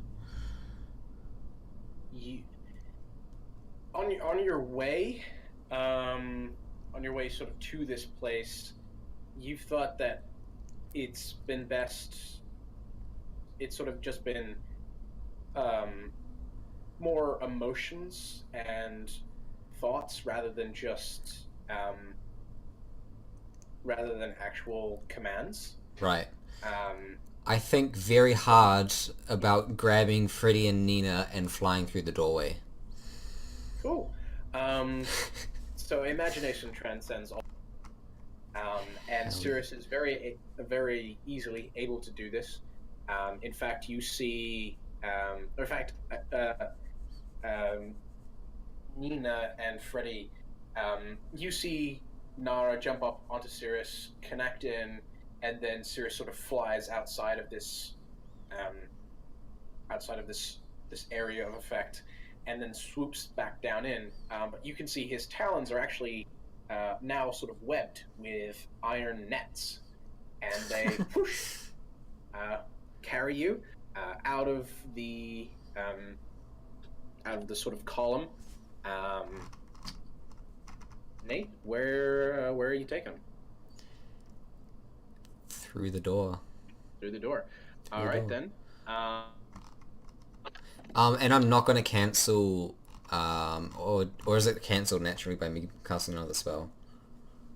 I was gonna say, if possible, I'm gonna leave a reverse spell activated to confuse this white dragon who's currently trapped in Oh it. yeah. Yeah, you can easily do that, and then whoosh, you are through the door. Look at that. Easy. Can we close the door? You think, oh shit, let's probably close. And Cirrus whoosh, flies back. Nina and Freddy, you are dropped gently onto the ground. as Cirrus puts his head, and the door closes, and Oh, sweet. boom, Phew. you are now in. You don't quite know. Everybody make a perception check. That dragon is a problem for Somebody us else. when we're slightly older. What's 13? 13. I got a 16. Nice. I got a 9. You got a 9. Oh, that's really good. Freddie, and you guys all see this. Freddie, you look around you, and the only sort of light seems to be coming in from the blue stained dome that is above you as a ceiling, basically. And from me. Sorry. And from me. All around you, there are what appear to be depictions of scenes of relevance to this castle. You can see tapestries and carvings of the castle being built, the castle fighting in battles, the slow decline, sort of like a picture history of this place's significance. And what seems to be there are people in these, and they're quite clearly giants. That is very clear to you. And Freddie, what's also very clear to you is down at the end of the hall, there is a statue of a giant. He's chair. He's got something in his hand. He looks very, very, very lifelike. And it's only Nina and Nara. That's an actual giant, and not a carving. And it is right there, in its hands, Nara, where you hear the voice. In its hands. Foam. Mm-hmm. How Yep. brightly is the opal glowing? You Is it glowing, look or? around, and this thing was sort of blinking before, but now it is just solid. It is just solid light right now. You can still see the galaxy opal. You can still see it, but it is shining so bright. And all three of you, Freddie, your necklace, and Nina, your ring, they are all shining very, very bright right now. Ooh. Is taking a knee an action? Free action? Bow to him because, you know. Sure, you bow. I should say this is a very, very, very long hallway. Oh, it is? Okay. And he is at the very end. It's worth getting on Cirrus and then flying to the end of the hallway. It's that big. Okay, we'll do that.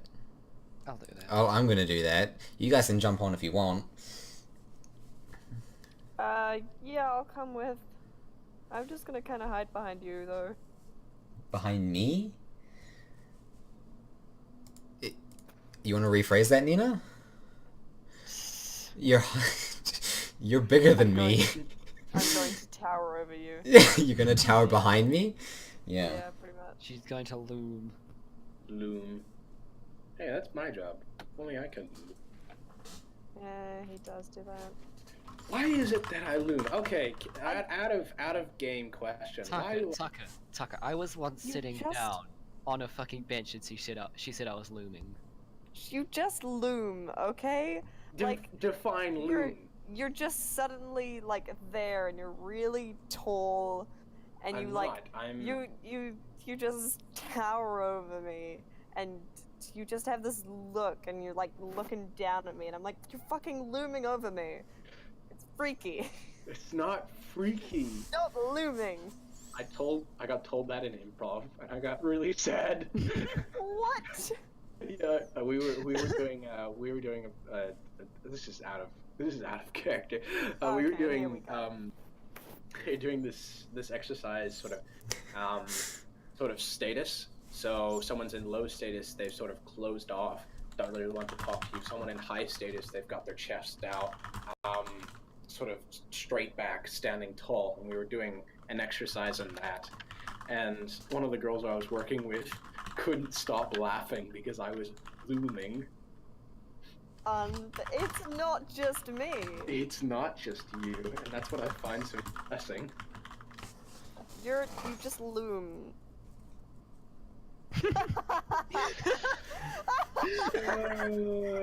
Yeah. Yeah, he says it out of character, but really it's the giant. We're like, oh, great and powerful giant. Please stop Why have looming you over me. summoned us here? And he's like, do I loom? Like, Do I loom? Guys, what? Sorry. we're like, yes. All right, yes, we all right. do. Okay, that's the break. Back into it. Back. Ah, shit. As you guys approach, you can all see this is not a statue. This is an actual giant. Its skin is sort of this violety, this violet color. You can't see its face because it's sort of slumped over and hidden in this great big sort of Spartan-esque helmet. To one side of this broken marble throne, there is what looks to be a perch of some kind, and then right in front of this throne, sort of at this giant's feet, is a great big. I can only sort of describe it as someone shattered a piece of glass, but the glass was actually the floor. That's what it looks like. This floor has just been shattered. Oh. But it's not broken. I can't really describe it. No, I get what you mean. It's got cracks in it, but all these cracks have been sort of closed off. But you can see the scar that has remained in this floor. You know when Doomfist punches a wall? Shut up. I don't actually, because I don't play Overwatch. Fucking. I play Fortnite now. So is it like kind of ice? Kind of like an ice? No, like an ice effect. Like it's cracked, but it's not cracked. Yeah, sure. If that what works for you, sure. That's what I imagined. Mm-hmm. I've still got Doomfist punch. Nate, please mute him. What? What did I do? At the base of this great giant. Do you guys get off? Ew, Yeah. Yes. You all get off, and then Cirrus takes off, and then sits on top of the perch. And then He what now? Yeah, I told you there's a perch right beside the throne. Also known as an armrest. No, there's like an actual perch. Oh, it's designed for birds. Okay. Mm-hmm. Yeah, but in the armrest, I will say there's a couple. You did see that when you were flying down. I just didn't expect it to be there his anything in it? perch. And then Cirrus starts singing. And the torches that the dead torches that were hanging sort of from these columns around this great big hall, all sort of light up in these crackling, lightning sort of flames, and you see before you the giant stir from its slumber as it pulls itself up. Its eyes are emeralds, great big emeralds, and it looks around and it sees you, Nara. What do you say?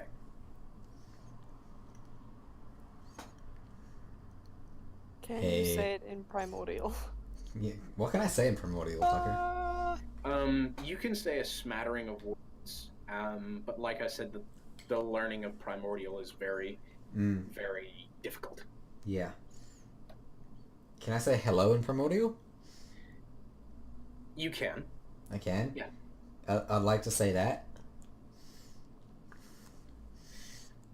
The giant leans forward in its chair, and it says, "In Primordial." Oh, fuck. And it says what you can understand is imagine. That's the only word that you can sort of gain from that. And with your confused expression, the giant seamlessly changes into common so that you can all understand. Yeah. And he says, "Oh, my child, Huh? such misery you must have endured, I can only imagine." And he puts his hand down on the ground, palm up. Can I step onto it? The giant leans back up, and you are now sort of eye level with this gigantic beast. Cirrus is having a great old time. He's got a little bird bath right next to his perch, and he's having a clean there. And the giant says, "My name is Dio Cosmos. I don't know how to say this without sounding cliche. I am your father." Nara instantly feels sorry for her mother who just took his dick. All I heard was Nara suddenly feared took his dick. That's all I heard. Nara That's all I heard too. I was like, you what? What did you say? Or what do you feel? Sorry.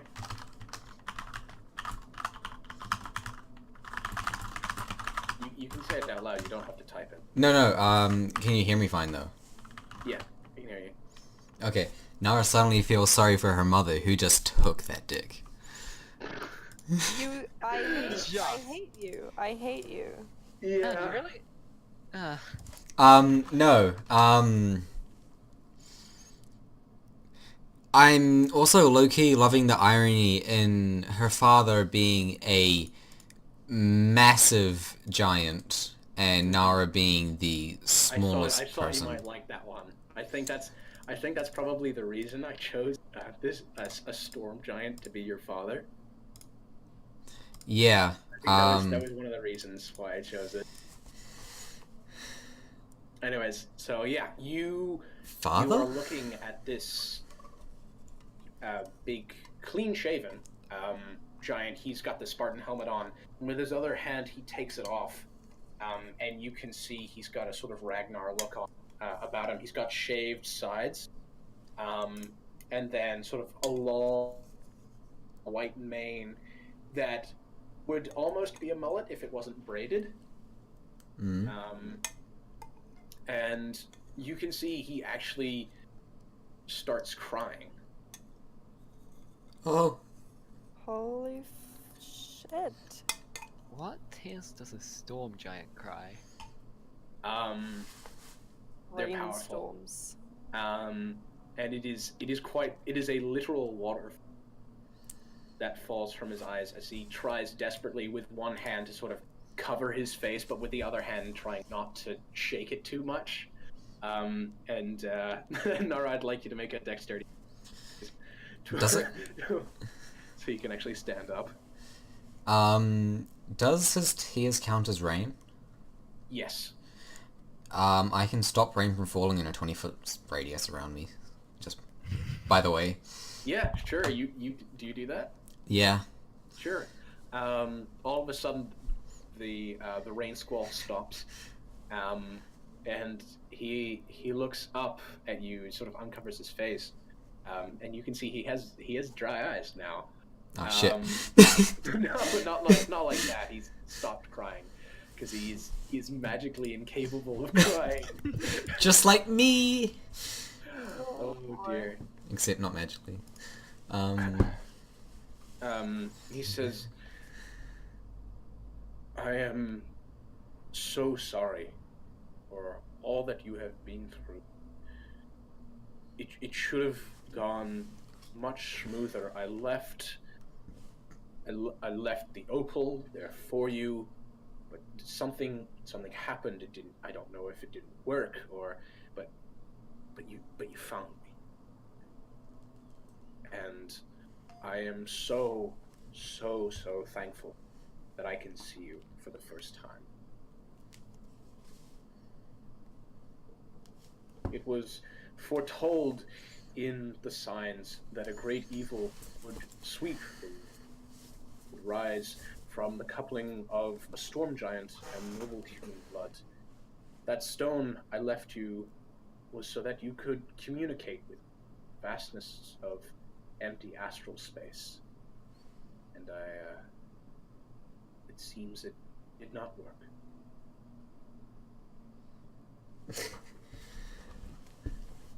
Oh.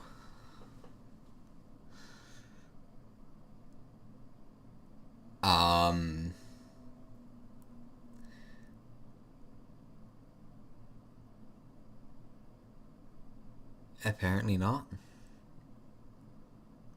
Awestruck? Nara doesn't know what to say. She's kind of just sitting, not like sitting down, but she's slumped down, but still like looking up at him or looking at him. Eye level up still, I guess. So there was, of course, the backup plan. It was also foretold that you would visit the Elven House, House Ver. And so I entrusted him with the headstone. And he points over to Cirrus, and he says, Cirrus? He doesn't say Cirrus. He didn't have a name for him. He just says, this one looks different. Has he had a full arm prosthetic? The signs never foretold of this. Yeah, we had a small run-in with a giant sea creature, and it kind of made a mistake. But he's doing okay, I think. What about you? I've told you about me, but what of you? Ooh.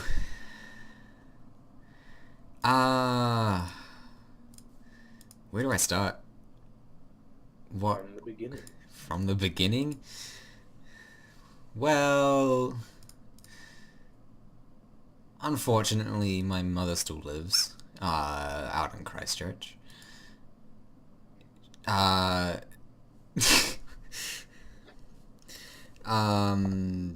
I've spent the last...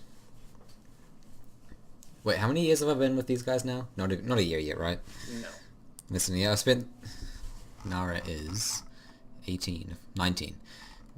She spent the last 19 years of her life on the material plane in Christchurch, on the island? South Island of New Zealand? Mm-hmm. She, of course, didn't know... Her mother abandoned me, in disgrace, and I was left to fend for myself. But I've persevered and made my way to where I found these guys, and I kind of gesture backwards to Freddie and Nina. I wave. Dio waves back. Not with the hand I'm in, I which hope. hand? No. Not with the other hand. And these guys have guided me, and accepted me, and we've been traveling New Zealand, doing God knows what. Some say we could be heroes, others say we're just there. Was that heresy I heard? I'm not talking to you. With his other hand, Dio puts his other hand on the ground and sort of gestures for Nina and Freddy to get on. Okay. Come hither, fools. Nina? Yeah, I'm just kind of spellbound Nara too. in character and in real life. Yeah. Oh, Yeah. I'm Almost like glad. the same thing. Sort of hoping this wouldn't come off as cliche or anything. No, I didn't see this coming. Cool. Yeah, neither did I. Okay. So yeah, so you both, or Nina and Freddy, you are both on his other hand, and he looks at all three of you with, and remind me, Nara, what are your eyes color again? They are violet. Ah, damn. I thought it was green. Sorry. His eyes are amethyst violet too. eyes. Recon. Sorry. Shit, my bad. Retcon. Recon. I thought they were green. Yeah, so with his amethyst eyes, we can edit in post. With We his can. amethyst eyes, he looks at both of you. Or, sorry, all three of you. And he sort of looks, Nina, at your hand, Freddy at your necklace, and then Nara at your necklace. Mm-hmm. And he says, I only gave one stone.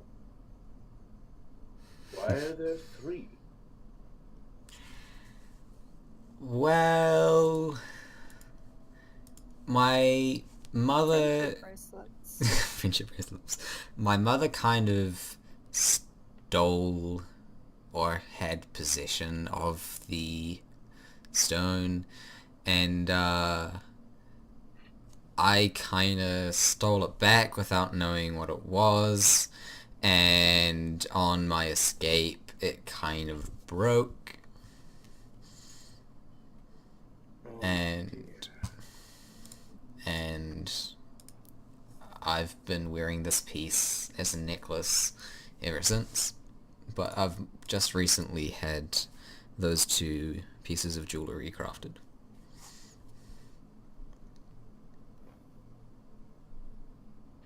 May I please have all three parts? I Yeah. take my necklace off. Okay. I take my Yeah. necklace off. I'll give my ring back.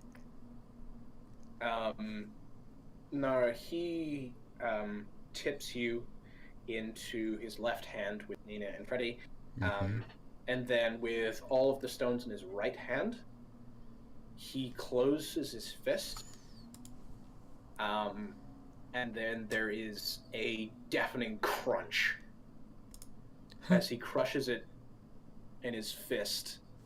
Crumpshy. And then, sort of trailing out like sand, he drops. He starts dropping these little shards out of his hand, like building a wet sandcastle. Mm-hmm. And instead of sort of falling on the ground, they start forming the original stone. Ooh. And I think, Nara, just instinctively your hands are out there, and forming in your hands, bottom to top, is the original stone that you had. And Dio looks at all three of you and says, thank you so much for all that you have done, but there is still more to do, as I am sure you know. Hmm. With his right hand, he sort of he turns his head away and moves his hands. He can't quite see what he's doing, but all of a sudden there's this deafening. There's another crunch, and looking back, he looks back to you and brings his, and you see his left eye is not there. Huh. And he has crushed it in his hands. And he holds it out like to sort of blow dust into all of your faces. And when he does that, Nara, something happens then to you, to Freddy, and to Nino. All of you experience a sort of outer body experience. You are floating just above your bodies. You can all see each wisps of your former selves floating higher and higher. But then just before you sort of lose sight of everything, you are sucked back down into your bodies and regain a breath of fresh air. Nara, you now have a necklace around you. It is an amethyst necklace with your galaxy opal in the center.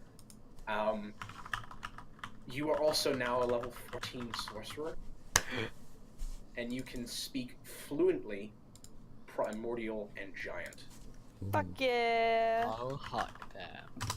Freddy and Nina, you also gain 2 extra levels. Yeah. Holy shit. And you both have these Freddy, you have an amethyst necklace similar to the one that Nara has, and Nina, you have a badass 2-fingered amethyst ring. Oh my god. Alright, so that's me up to +6 strength. Very cool. Very cool. Oh, fuck. How much health is this? Woohoo! A lot. 112 times. I think this is now a sort of good time for the dragon to break in. 180 So, Tucker, health. Yes. Tucker, we regained back all of our hit points and spell slots, right? Yes. Freddy, what the fuck Thank did you. just say? Oh, I said nothing. Don't worry about it. Um, I'm slightly strong. So, alright, just after that happens, you're sort of reeling from gaining an extra level, and for Fred, Wait, hang on. the effect is twofold. But then there is, you can hear the door being pried open, and the ice dragon has sort of made its way in. No, you were level 13. Oh, okay. So yeah, you have your storm sorcery. You didn't have your storm sorcery. Oh, okay. So, okay. Whatever that was that allowed you to attack, or to do a retaliation. Okay. You got it. I was gonna say, because I thought you said we were gonna do 14 from the souls, but that's alright. No. Cool. I'm okay with that. So yeah. Also, I should say your spell, your arcane focus, which is your stone, that's now a +3. +3 for spell attack? +3 to that, yeah, because 3 parts. There's just sort of one we were dealing with. Need all 3. Anyways, dragon pops its head in, and sort of starts flying down the hallway. Dio puts you down right next to the cup holder, and then just charges at this white dragon, and you see, in brilliant fashion, a white dragon decapitated, just the bare hands of a 30-meter tall storm giant. Just bare hands, rips it.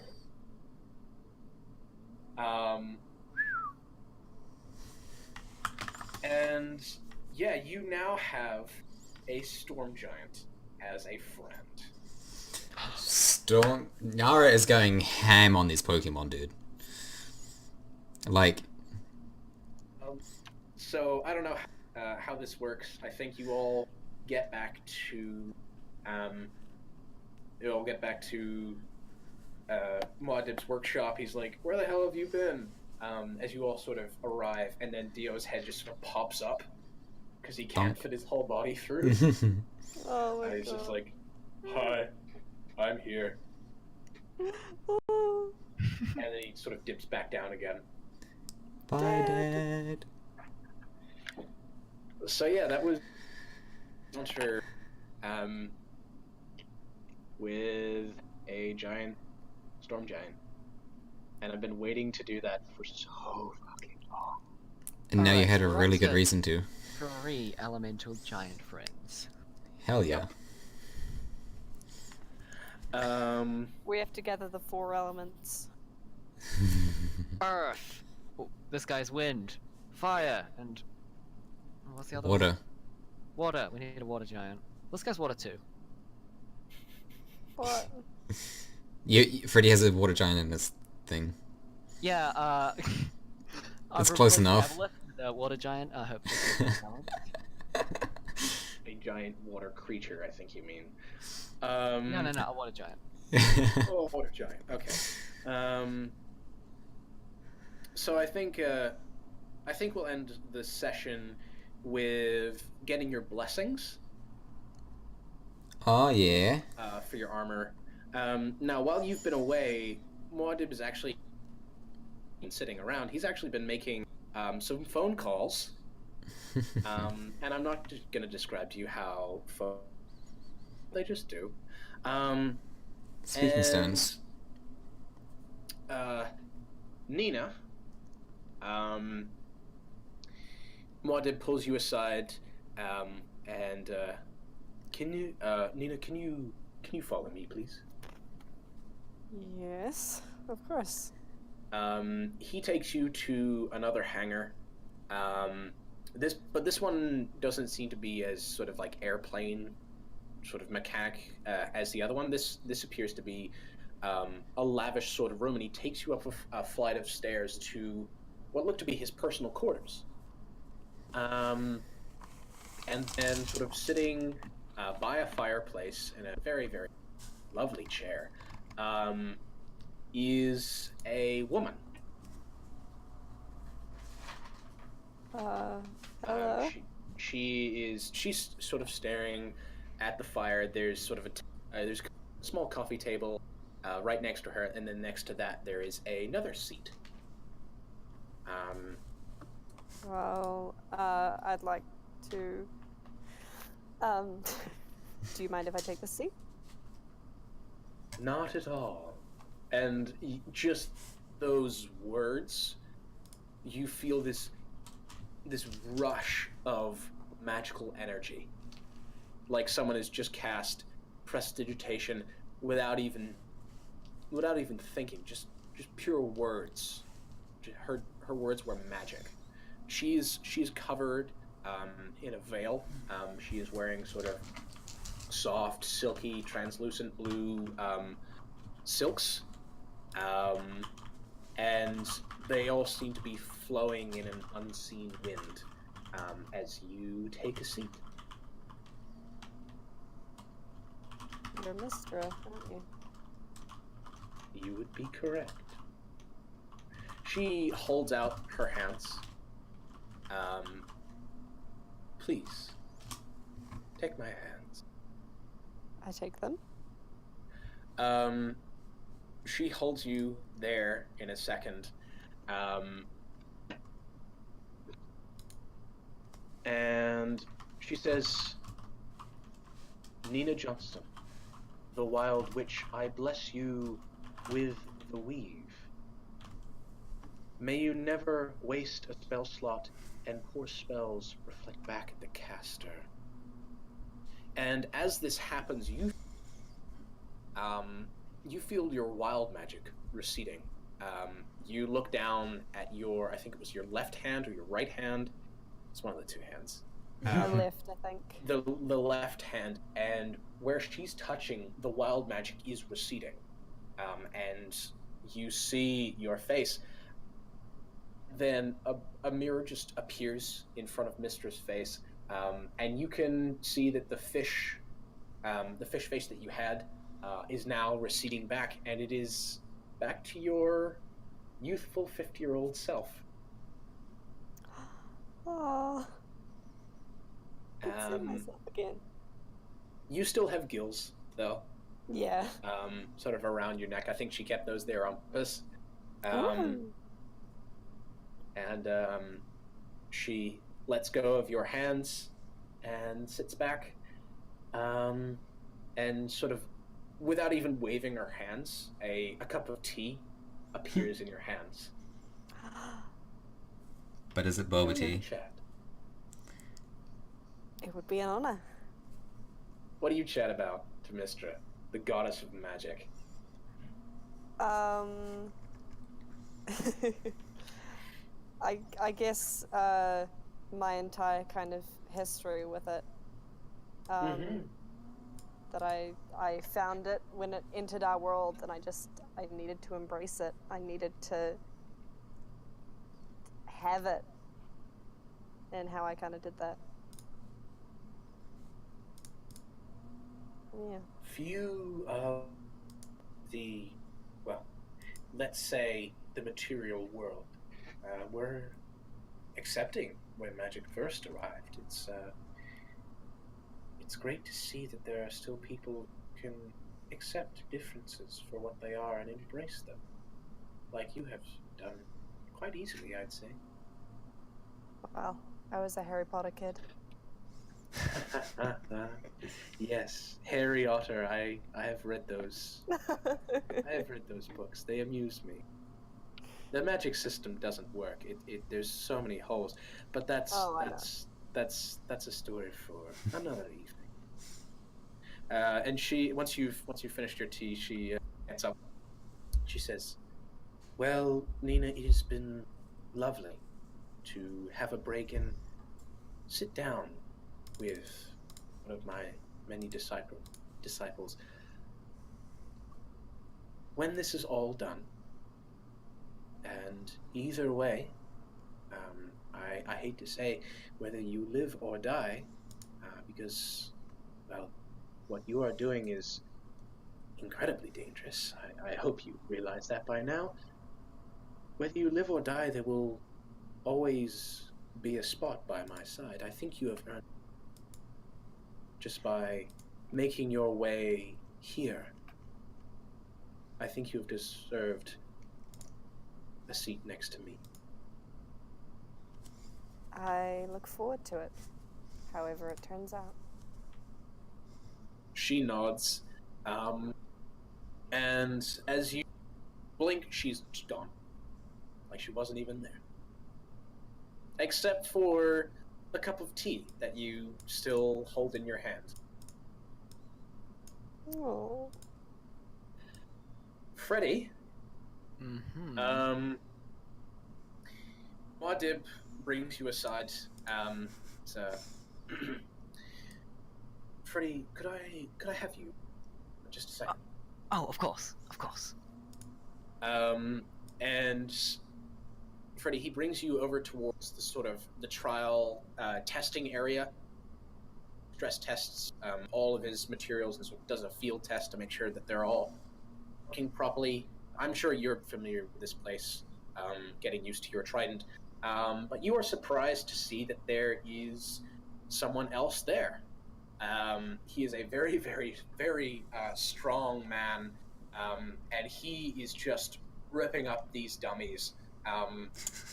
These dummies regenerate, but I think just with a single swing of his axe, he is able to take down maybe 10 of them, and they're all sort of in a big old ring around him, sort of 20-foot ring. And he just, whoosh, all of them are gone. They regenerate. Whoosh, all of them are gone. They regenerate. And he's sort of doing that absent-mindedly, passing the time until you sort of arrive. Okay. I could never master the swing around attack myself. It's time you learn. And Helm walks up to you. You know I him. gasp, and immediately I get down on one knee with my trident in front of me. Oh, stop that. You barely ever worshipped me. Come on. That. No. Yes, you flattered me. Now listen. Worst disciple. No, I've had worse disciples. But Yeah. listen, I would like you to take your trident, and I'd like you to follow my example. Okay. As he takes a step forward, and in that step he does that big old sweep and takes out all 10 of them in that 20-foot radius. Now you try. Is this pre or post blessing? This is pre-blessing. Fuck. 12. 12. So attack. Yeah, you're able to hit a few of them. But he sort of sucks his teeth. All right. We're gonna spend however long it takes for you to knock down all. You good with that? Of course. And yeah, how long do you think it takes you to master this sweeping motion? Let's roll a d20 to see. Yep. That was a 3, so quite a long time, I think. Yeah, you're not the fastest learner. You know, they say old dogs. I know. Dogs don't learn new tricks. Yeah. But you do learn this new trick eventually. You are able to hit all sort of 20 or all 10 of these dummies in this big old arc that you have.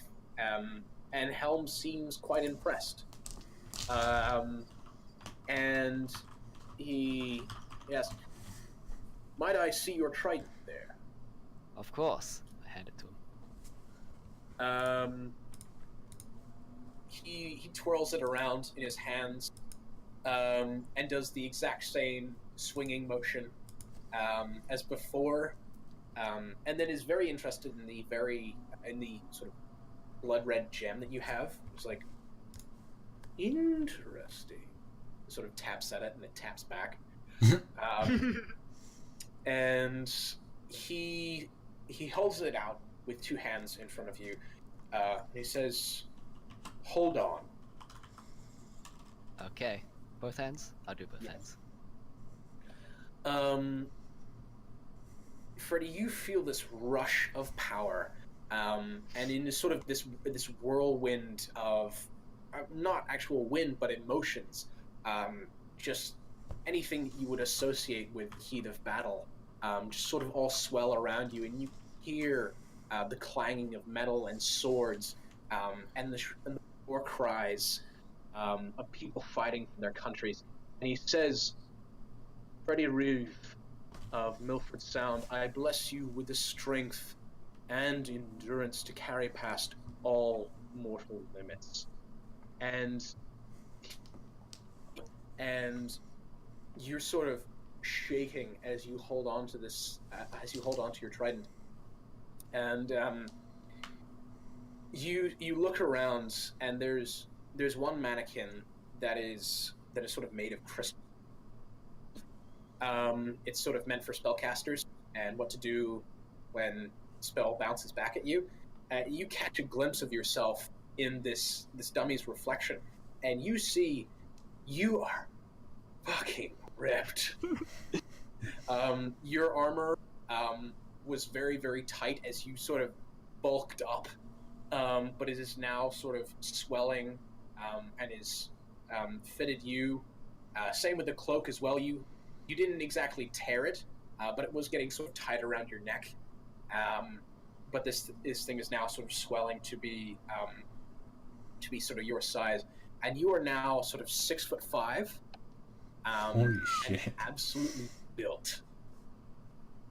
Okay, after noticing this, Mm-hmm. I want to just go up to a dummy and just punch it. And that's a 25 to hit. You punch this thing, and it does not regenerate. You sort of like, you punch it, and this thing just pops, and it's gone. You send it to another plane. Fucking sick. Oof. And I Freddy, hate this reality. and Freddy, I will also say that big old swing, sort of hitting all creatures in a 20-foot radius. That's your reach now. 20 feet. Yep. Huh? Yep. This is you're pretty beefy. 20 fucking... That's Yeah. almost my run distance. Yeah. your run distance is 30. Shit. So yeah, in a single attack, you don't provoke opportunity attacks because you're 20 feet away from it. And yeah, this thing is pretty fucking dope. Lastly, Nara, you are taken aside by Muad'Dib, and he leads you down. And so you descend these spiraling staircases until you end up in this sort of slag metal trash heap. Mm-hmm. If you picture sort of Wall-E, the scene where they're on the Axiom and they get chucked down the chute, that's sort of the area in which you're in. Yeah. And you're looking around, and as your eyes adjust to the light around you, you see there is an individual, or more, you sense there is an individual in this room, and you feel a palpable necrotic energy. Hell yeah. Sort of just wash over you. Nothing dangerous, but very present. Very present. Mm-hmm.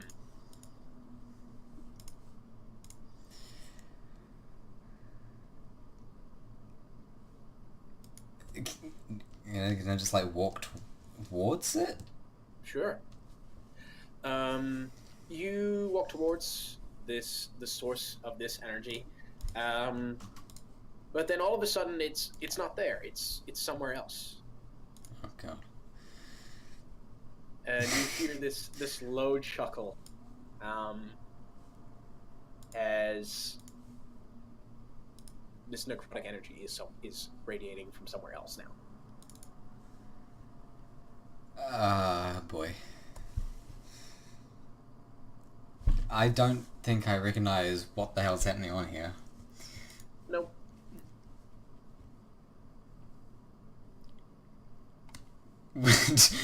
God damn it. Hello? Hello. You hear a voice right next to your ear, and you turn to sort of look at it, and it's gone. There's no one there. Hell yeah, I love this god already. How you doing? Waiting Oh, so long. Let's have. Oh, come again? You cut out. you've made me wait so long. Let's have a bit of fun, shall we? Let's.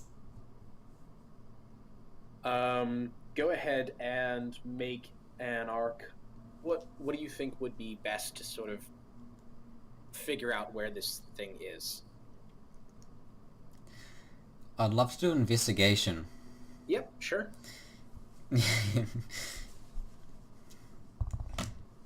21?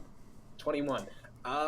You go for a few of these sort of points of energy, but there's every time you get to it, it disappears. But what's funny is you don't feel a presence where they are. You just feel the energy. So you feel that whoever this is, he is misleading you. And yeah. So where could they possibly be? Where could they possibly be? Right behind me the entire time. Yep, you swirl around, and you see this masked man, sort of all cloaks and just shadows, and this bright sort of ivory mask. As he sort of looks at you, it says, "Ta-da! You found me. Where are my manners? I am Kevlamore. It's a pleasure to meet you." As it is to me... Hang on. No, I can't English at the moment. It's a pleasure to meet you as well. Can I say it in Primordial, though? Yeah, you can say primordial. Amazing. It feels fucking good, and I should say, whenever you speak in primordial, the world around you, sort of like the elements, if ever you talk about something, like if you say the name of something, that something will almost always react to your speech. So like if you say fire, then you can like snuff out or start a flame, that sort of thing. Oh god. But if you just talk sentences, then the world just sort of shakes around. Right. Not in a disorienting way for you. It's actually kind of pleasant because it feels fucking amazing. Yeah. And he also Kevin spawns in primordial. And he holds out a sort of thin needle, white as bone, and he puts his palm in front of him, sort of for you to place your palm onto as well. Yeah, I kind of figured. Yeah, I lift up my hand to not quite touch it, but just put it like just in front of it. Before you can even do anything, he curls his fingers around your sort of open hand, and before he seamlessly stabs this thin needle through both of your hands, and you feel this necrotic energy just pour into you as he says, "Nara, how do you say your last name?" Zer. Zer, daughter of Dio Cosmos, I bless you with the necrophage. May you find life in the demise of your enemies and bend the fallen bones to your will. And then he pulls his hand away, and a single sort of drop of blood wells up in your hand. But as that sort of pours away, there is no mark in your hand whatsoever. And as you look up again, Kevlamore is gone. Damn it! I'll just Get back here, fool! Well, okay, that's fun. So, that's that, and I think that's where we'll end it. Next